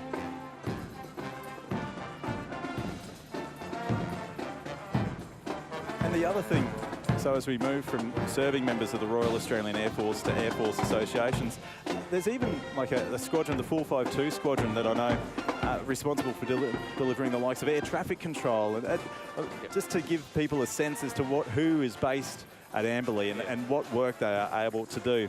You see the number 23, or City of Brisbane Squadron Association. The banner lists the squadron's battle honours, including New Guinea, Eastern Waters, Pacific, Borneo. While on patrol over the approaches to the Brisbane River, 2 Wirraways conducted the first attack against an enemy submarine on the east coast of Australia. So a bit of history associated with the number 23 Squadron Association. Graham Mackelman, who was a reserve fighter pilot in the 1950s, is also remembered today as the TAA DC-9 captain, who was awarded the Star of Courage after an armed hijacker attempted to take control of his aircraft over the Brisbane CBD in 1979. Here's the RAAF, Airfield Defence Association of Australia. And if you look at their banner, it does have the Ground Combat Badge, which was awarded by the Chief of Air Force in 2014 for their role in all conflicts from World War I to present. The badge takes pride of place on their banner. Originally formed as Guards, RAF Guards, the Royal Australian Air Force Airfield Defence Role was a specialised ground defence force designed to stop all infiltrators getting into mortar or rocket range of air bases. Here's the No. 2 Squadron Association, formed in Egypt in 1916, then sent to the Western Front in France and Belgium. The No. 2 Squadron is the only RAAF squadron to have battle honours from 4 wars: World War I, World War II, the Malaysian Confrontation and the Vietnam War. We've had a flyover early today from No. 2 Squadron wedge-tail aircraft as well. You might So they're surveillance aircraft these days? They are. They're surveillance aircraft, I guess you could call them, with our surveillance response group. I saw one fly over before. Not quite as loud as the Super Hornets, though. The No. 3 Squadron Association. And just a little bit of history here. In 1918, the pilots of the No. 3 Squadron on a photographic mission were attacked by 4 German fighters led by the famous Red Baron. Despite the fact that these German pilots were the elite of the German Air Force, the lumbering Australian reconnaissance machine, you could describe them as, drove them off. And looking for easier pickings, the Red Baron made the mistake of descending to low level over the Anzac front line, where he was then shot down. Wow, incredible story, isn't it? At the outbreak of World War II, the squadron was deployed to the Middle East and spent the entire war in the Mediterranean theatre. There is evidence that the 3rd Squadron was the Kitty Hawk Squadron that attacked German ground forces in Tunisia in 1943 and caused severe injuries to Klaus von Stauffenberg, who would, the following year, attempt to assassinate Adolf Hitler as part of a failed coup against the Nazi regime. The research and the history that you discover as part of the Anzac Day Parade and the work of the No. 3 Squadron. This is the No. 9 Squadron Association, formed in 1939. No. 9 Squadron initially were a maritime support squadron working with Navy. You can see on their banner going through now the Seagull aircraft on your left. Yes. They moved on to UH-1 Huey or Iroquois helicopters after that. So they were our last serving helicopter unit in Australia, in the Royal Australian Air Force. It's only Navy and Army who have helicopters these days. Yeah, and heavily involved in the Battle of Long Tan, doing some pretty hazardous resupply missions to D Company of 6 RAR. Have the No. 35 Squadron, the Transport Flight Vietnam Association here as well. That's the Caribou on the front there. That aircraft is probably the best aircraft we've ever had in the Air Force for the suitability to roll. We could barely replace the thing. It took a long time, but now we've got the Spartan, which is doing a smashing job too. Yeah, known as Wallaby Airlines for their work that they were involved with during the Vietnam days.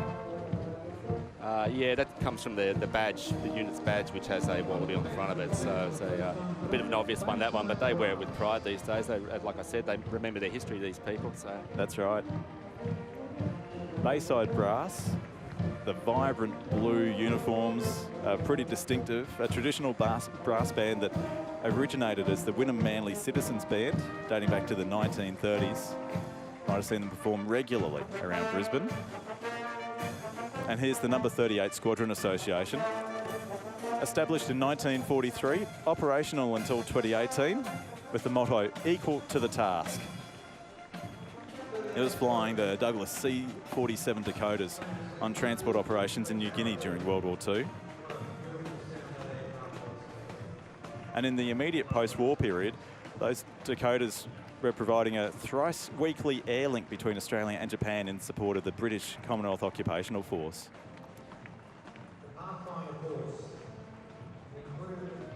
And here we have the 476, 463 Squadron Association, along with the 460, the 466 and 462 Squadrons Associations as well. So Winston Churchill, in September of 1940, said this quote, "The Navy can lose us the war, but only the Air Force can win it. The fighters are our salvation, but the bombers alone provide the means of victory." These are the bomber squadrons that he was referring to. Tell us a little bit about 460 Squadron, Rob. Yes, certainly. Our 460 Squadron, it flew more raids than any other Australian squadron in the war, and yeah, credited with dropping, I think it was over 24,000 tonnes of bombs. And look, the number of aircraft lost was too many, and they lost over 1,000 lives. I realised that as well. So it's, you know, that about 60% of them were Australian, young Australians. Very young indeed. Yeah, young as 22 I think was the average age, but it was probably less than that for people who lost their lives, because the squadron obviously had more senior officers who didn't fly as often as the young people jumping into the planes. Oh, and when you think about overall, 125,000 aircraft flew with Bomber Command in World War II. Rob, thank you so much for being a part. Flight Lieutenant Rob Hodson, part of our commentary team, and giving us an insight into the operations at Amberley and also the history of the AEST. Happy thank to, you very Craig, much. and thank you, ABC. Done a great job once more. This is the Anzac Day Parade for 2023. And the Navy just coming into view down Adelaide Street. Now, Peter Tedman. Craig, are you going to ask, when you introduce Cole, are you going to ask him about that quote from Winston Churchill about the Navy being able to lose the war? Well, I thought you might say something else about that, Peter Tedman. Well, I can't, no. And I'll introduce Warrant Officer Cole Scott as the contingent from HMAS Moreton makes its way down Adelaide Street. Cole, for you, as you reflect on Anzac Day, what goes through your mind? Oh, a few things, Craig. Thanks for letting me come along. Look, it goes to three things for me. It's in the dawn service, it's a time of reflection, and for the people who have sacrificed what they've done to be before us. And when we march, it's honouring those people. It most certainly is. And leading the naval contingent today? I have Lieutenant Dean Whitehead, who's our contingent leader. His current role is in the operations officer for the robotic autonomous systems of artificial intelligence. Wow. Drones. Yeah, I guess a role that has changed significantly in more recent years. Yeah, so drones and robots. And of course, Commander Peter Tedman, you were in charge of HMAS Moreton for a number of years. I was 3 years, yes, with the final act being the was actually becoming HMAS Moreton. Yes. So yeah, it was a great few years. Rob was one of my officers. Oh, really? Yeah. So he's been at Moreton for a while. And that's it. There is a rich history for Moreton, and it provided intelligence and communication support for Allied headquarters during World War II. Then in the 70s, it became the base for the landing craft of the Navy, and later on the amphibious heavy lift ship HMAS Tobruk. The old HMAS Moreton at the end of Merthyr Road at New Farm certainly had Tobruk there quite often. Yes. And it had a couple of landing craft. So yeah, it was a very worthwhile base. And these days, now at Bulimba. At Bulimba, yeah. Here's the Royal Australian Navy Band, made up of members who are reservists. They base themselves out at HMAS Moreton, of course, and represent the Navy right throughout Queensland. And the Naval Cadets. This contingent made up of members of 15 cadet units that are located right around the Brisbane region. The Naval Association of Australia, formed in 1920. Once Navy, always Navy. I love that motto, and I think that is true for both you, Peter Tedman, and you, Cole Scott. Oh, absolutely, yeah. The Navy Association builds themselves on 4 pillars. That's care for the Navy and ex-Navy members, commemoration by maintaining the legacy of past service, their cadets by assisting the youth, and the camaraderie. Which is so important. We have the HMAS Hobart Association, HMAS Perth Association, and HMAS Brisbane Association marching together today. And can I give a shout out to Sunny Moon? Sunny lives on Bribie Island and was a crew member of the first Hobart, was on board in Tokyo Bay during the formal surrender of the Japanese in 1945. So Sunny, I hope you're watching and enjoying Anzac Day this year. The Fleet Air Arm Association was formed in 1948 to serve on aircraft carriers the Vengeance, Sydney and Melbourne. Naval planes ceased in '82 when the Melbourne was decommissioned after service in Korea during the Malayan emergency and Vietnam. And the Vendetta Veterans Association served in World War I and II. Operating in the Baltic, she rescued 430 of the total crew of 470 after HMS Cassandra struck a mine and sank. During World War II, the Vendetta, while deployed in the Mediterranean, was part of Operation Demon, the evacuation of Greece. Over 50,000 troops were rescued. The second Vendetta was a Daring-class destroyer launched in '54 and was deployed to Malaysia and Vietnam. Over her 5 tours to Vietnam, Vendetta fired over 13,000 shells, operating in a role that she had been specifically designed, naval gunfire support.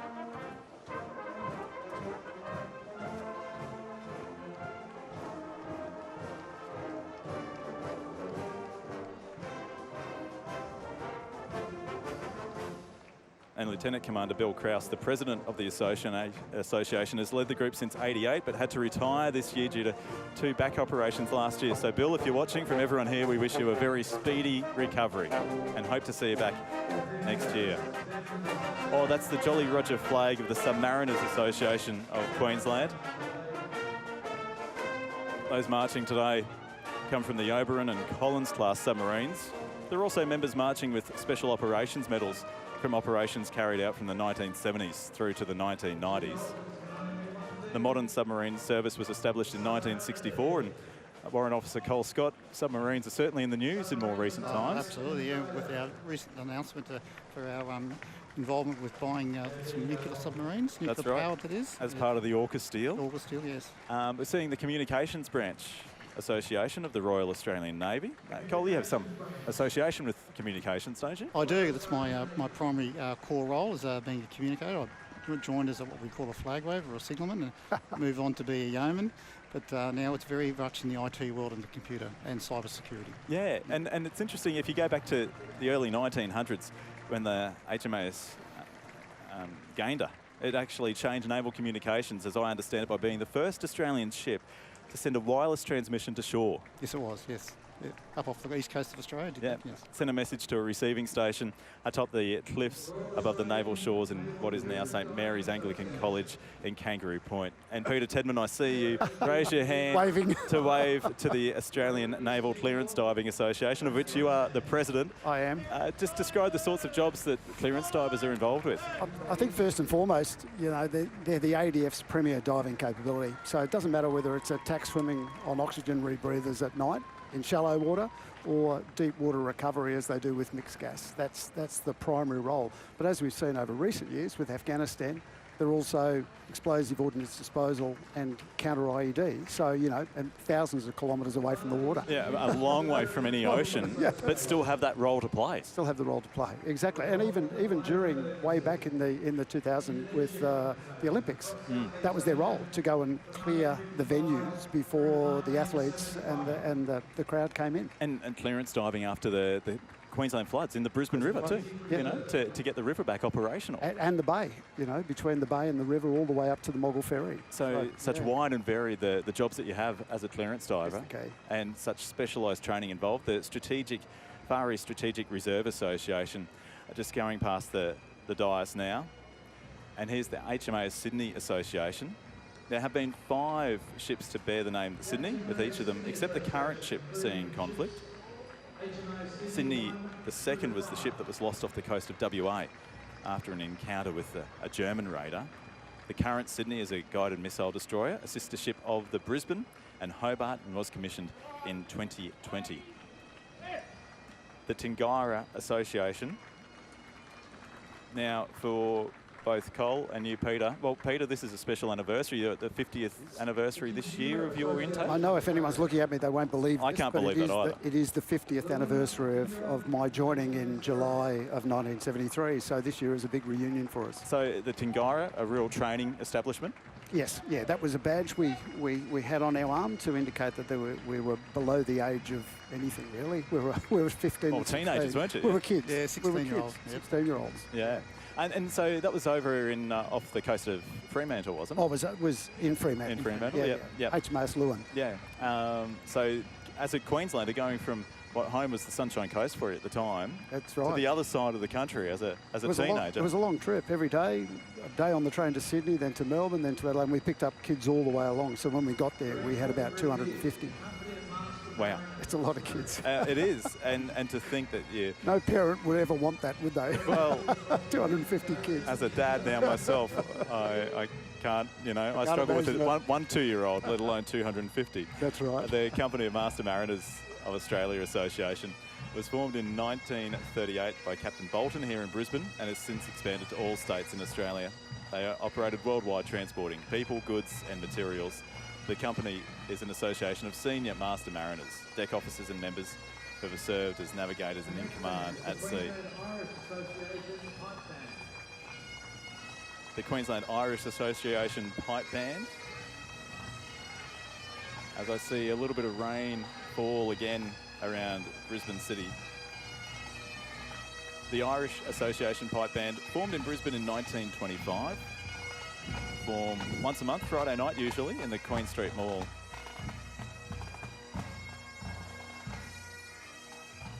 Let's take a listen.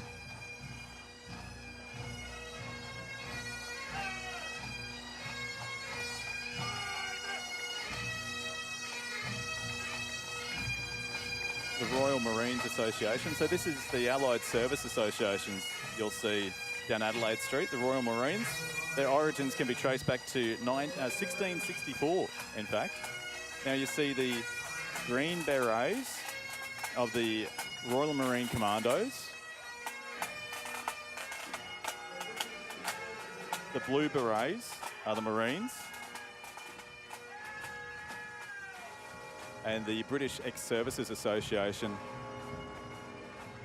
with the Union Jack alongside the flag of the UK Joint Services. So members of the group are from all three services of the UK military and have served operationally around the world, including in the Falkland Islands, Northern Ireland, Bosnia, Kosovo, Sierra Leone, Afghanistan and Iraq. Peter Tedman, you had a bit of time with the special boat service, didn't you, in the UK? I did in 1984. What, just after they returned from Falklands? Just after 2 years after they returned from Falklands, yeah, we were developing a capability for recovering ships underway that had been taken by terrorists. So and the SBS were well advanced, so we went over for some training. So we were over there for 5 or 6 weeks. And in the North Sea, would have been a bit colder there. The North Sea was pretty cold. Yeah, we got to surface from there, so that was an interesting night. Yeah.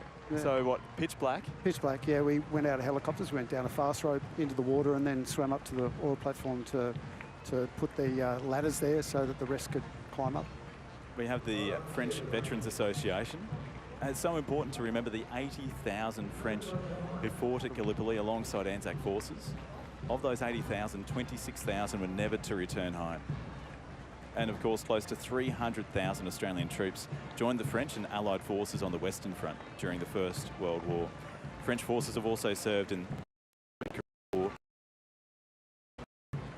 Here's the Indian veterans who are marching to honour those who fought during the Gallipoli campaign and to ensure their sacrifices are not forgotten. Participating as part of the British Indian Army, 15,000 professional soldiers fought alongside the Anzacs. And the rain just becoming a little bit heavier in the CBD of Brisbane for the Allied Service Associations. And we talk of Anzac being Australia and New Zealand, but the number of other countries who were involved, whether it be in Gallipoli or in conflicts since that time, it's quite incredible. As you would well know, Peter, in your service overseas. Well, certainly something like Timor. Yeah. There were so many nations there supporting it. Iraq was exactly the same between the two wars we were there. Yeah, it was very multinational. The Rhodesian veterans also marching today, formed in 1979. Rhodesian, now Zimbabwe troops, served in the Boer War, World War I, World War II, and even against Robert Mugabe's guerrillas. Also represents police, national park staff, light infantry, the Selous Scouts, the Special Forces Unit, and other SAS veterans. The Territory's most important contribution to World War II was the Empire Air Training Scheme, under which more than 8,000 Commonwealth airmen were trained in Rhodesian flight schools.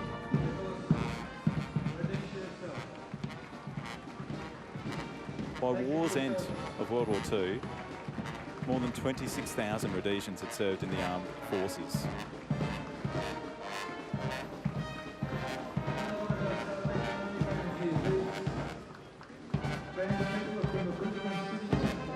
And another Salvation Army band, part of today's parade. This is the Brisbane City Temple Band. One of the largest Salvation Army bands in the country, and has served the Brisbane community for almost 130 years, the City Temple Band.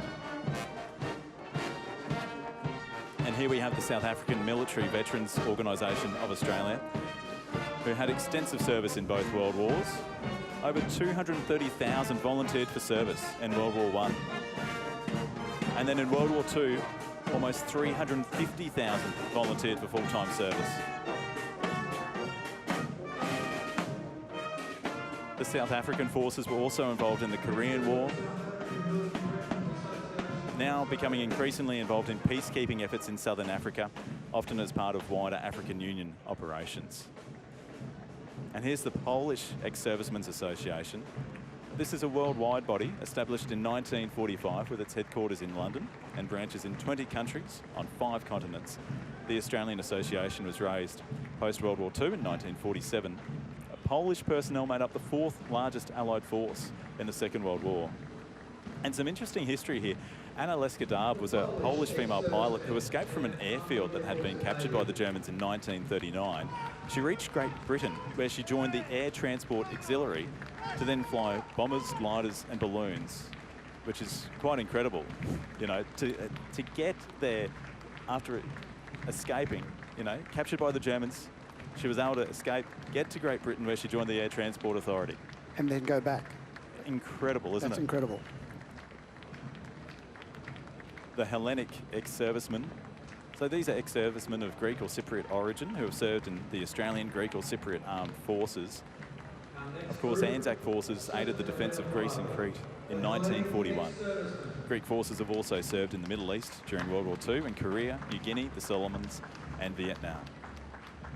The flags and banners are carried by, as you can see, individuals in traditional dress featuring a scarlet cap with a black tassel, kilt white stockings with black or red garters and black clogs.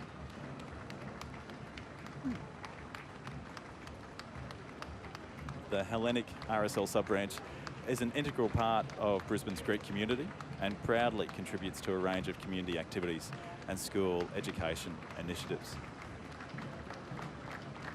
Warrant Officer Cole Scott also with us in commentary here. And Cole, for yourself, what was the catalyst that had you enlist in the Navy? The first thing was I really wanted to travel, and there's a recruiting van that came across the local town where I lived in, just south of Tamworth, and I saw a poster of a sailor standing in Southeast Asia somewhere, probably Singapore or Hong Kong, and I thought, that's what I want to do.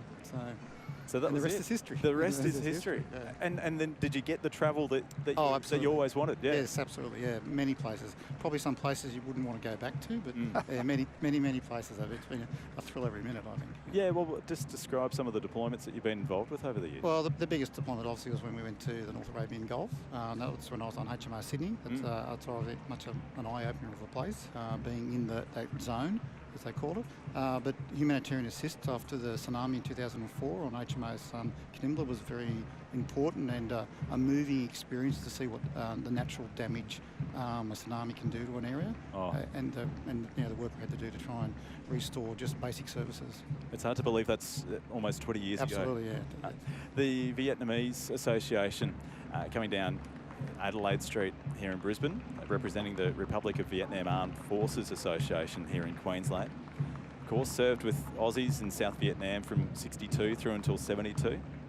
After the fall of Saigon in 1975, many sailed to Australia as refugees to start a new life. So good that they can be part of the parade today. Very colourful. Community members and veterans from the Republic of Vietnam. And to think it's 50 years ago this year that Australian forces withdrew from the Vietnam War, and the struggles they were at the time for those Vietnam veterans. And I think now, as you reflect on that, it's a very interesting chapter of history here in Australia, Peter Tedman. Yes, it is. I think if we could go back, we'd rewrite some of the way that we brought our ex-service personnel back into the country. But they were honourable. They did their job well, and as you can see from the Vietnam Association, you know, there was a great link between us and the South Vietnamese. There most certainly is. Here's TOC H Queensland, and really interesting story here. TOC H can be traced back to the battlefields of Belgium, its origins during World War I. It was on these fields that tens of thousands of young men had lost their lives. And early in the war, it became evident that something had to be done for those returning from the front line, something that would potentially take their minds off the tragedies of death and destruction which had surrounded them on a daily basis. There needed to be somewhere they could go to rest the body and refresh the soul. And it was then that Queensland-born chaplain Tubby Clayton, in December of 1915, in France, he set up a rest centre named Talbot House in honour of one of his closest friends. These days, TOC H members are dedicated to helping disadvantaged children, people with a disability, and running services for the elderly. But what a proud history they have as an organisation.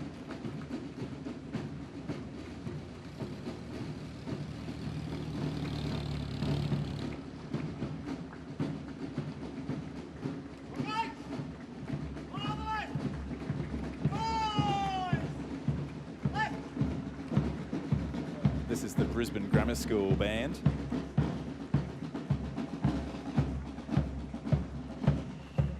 They've been part of Anzac Day commemorations for over 30 years.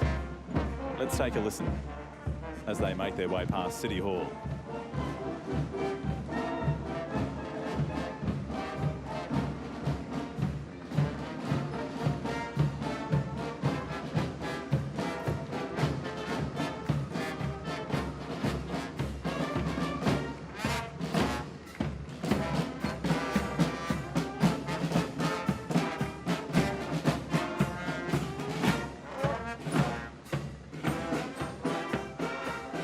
Here we have descendants of veterans from all conflicts.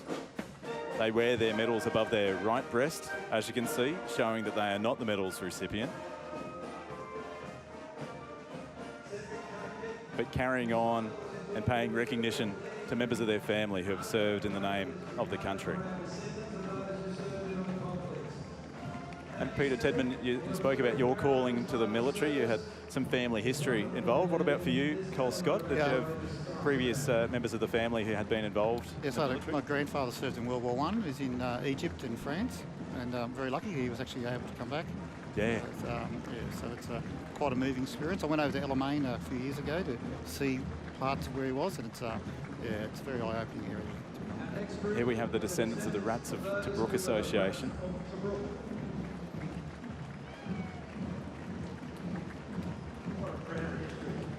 You can't begin to imagine what those soldiers went through during that time overseas in Tobruk. The banners representing the conflicts that Australian troops have been involved with over the years. In the Boer War, World War I, World War II, Korea, 70 years this year since the signing of the armistice to end the Korean War. The Malayan Emergency, Indonesian confrontation, Vietnam, East Timor, Iraq, Afghanistan, and then on a number of peacekeeping and peacemaking missions over those years.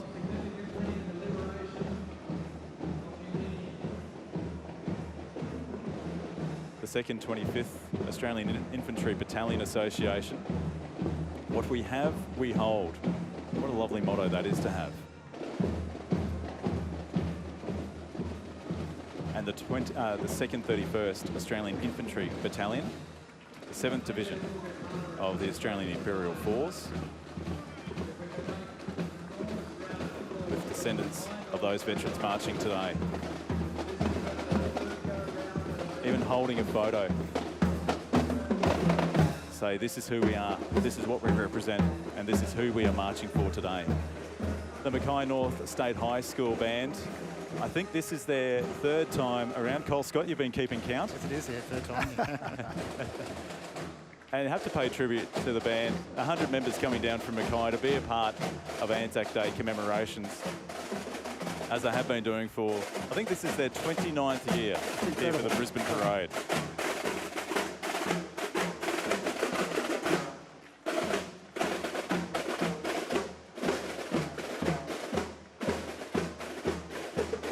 Although maybe they're getting a little tired because I see that they put their instruments down as they come past our commentary position, Peter Tedman. None of the wind instruments are playing at the moment. It's all the drums. It's all the drums. All the drums. The drummers don't get a break. Keep it loud. The drummers do not get a break. And the youth organisations, including the Boys Brigade, which began in Scotland in 1893. And of course, the Girls Brigade also part of the parade. Both undertake individual challenges and community work. There are over 30 Girls Brigade companies in Queensland, from as far north as Mount Isa, down the east coast, west to the Darling Downs and south to the Gold Coast. The Scouts are here as well, formed in 1908 after the Boer War, when 4 young men established the first Scout patrols. During World War I, Scouts stepped up in support of their local communities as those of similar age or not much older than the Scouts were marching off to war. To this day, young people across Queensland from the ages of 5 to 25 continue to be leaders in their local communities as Scouts. Oh, the Girl Guides are proud to continue their service tradition as they salute our heroes to commemorate Anzac Day. As the sun comes out, just as they march down Adelaide Street, beautiful timing, it's still in the shade of the lovely trees that feature in this part of the Brisbane CBD.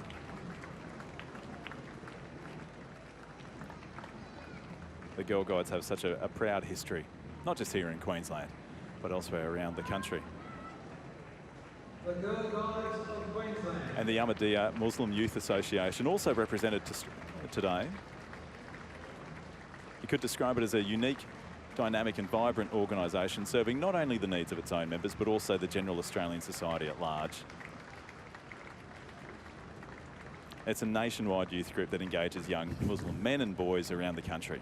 The Muslim Youth Association of Brisbane participating today. And the banner of the Anzac Day Parade Committee Parade Marshals. These volunteers, including ex-service personnel, run the Brisbane March on behalf of the RSL South Eastern District. Without their continued hard work, this march would not go ahead, and they are very deserving of the applause that is coming their way as they march down the street, organised by Chief Marshal Andrew Jennings and Chairman Kerry Gallagher. It is a true credit to the entire organising committee that we can be here today, marking Anzac Day with the traditional parade through the Brisbane CBD.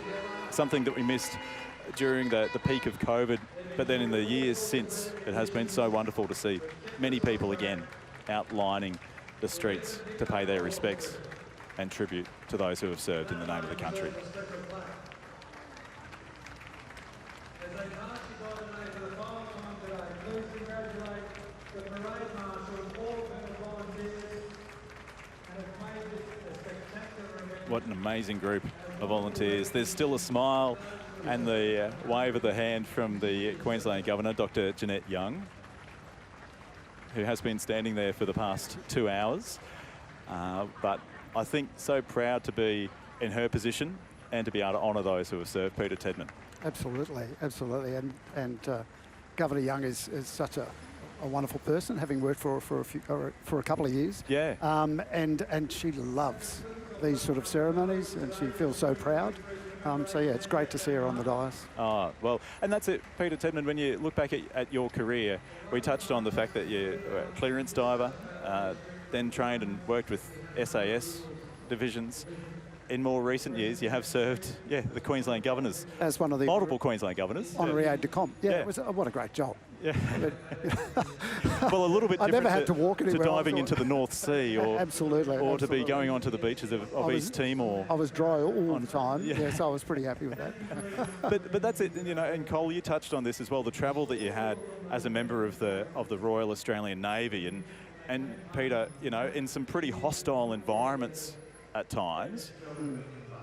Do you ever describe a feeling of being scared, or is there a fearlessness that you have that you develop, particularly, say, in a role as a clearance diver, for instance? I think you look back at it and you get a bit of a heart palpitation, but at the time you're so focused on the job at hand, and you're so focused on getting in there or getting out of there, whatever the case is, that you think about it afterwards. When you sit down, you think, wow, that was close. Even on clandestine missions to the likes of East Timor. In Timor, yeah. Just tell us a little bit about that work, if you would. We had to do a clearance for a resupply for one of the SAS patrols that was in the enclave. And so 2 of us swam in on the surface. My role was to go up and put a marker in the tree so that there was a head mark for the landing craft to come in on. and I got caught in shallow water, and there was a vehicle with spotlights with 3 people and AK-47s in there, and they drove onto the beach and started searching the beach. So I was laying in, all I could do was lay down. Fortunate for me that the person that was with me came in close and gave me coverage, and luckily they turned off the beach about 50 metres before they found us. He was awarded a commendation for brave conduct for that, because I was there all alone. I couldn't do a thing. You were on your own. If I had moved, they would have seen me. So I just laid there, and he covered me. So yeah. Wow. And that work, that cooperation that has to happen in those times, and to know that you're here with us today, I'm so proud of that. Yeah. And to be able to share that story and a bit of your experience as part of our Anzac Day coverage for 2023. Thanks, Commander Peter Tedman, thank you so much. Warrant Officer Cole Scott from the Royal Australian Navy. To our other commentators, Flight Lieutenant Rob Hodson and also Major Roger Brennan from 7th Brigade here at Gallipoli Barracks in Enoggera. It's a real pleasure and honour to bring you our Anzac Day coverage on ABC TV. If you missed part of the parade and want to watch back, you can do on iView, and of course through our YouTube channel or on the ABC Brisbane Facebook page. To the production team led by Tim Christie, thank you so much for the hard work that happens behind the scenes to be able to bring you these pictures as we honour and commemorate Anzac Day 2023. 108 years on from those first landings at Gallipoli. And they say the price of freedom is eternal vigilance. It is important that we do remember, though, the sacrifices made and the service of the many men and women who continue to do so in the name of the country. On behalf of the entire team here, thank you so much for your company. Lest we forget. Lest we forget.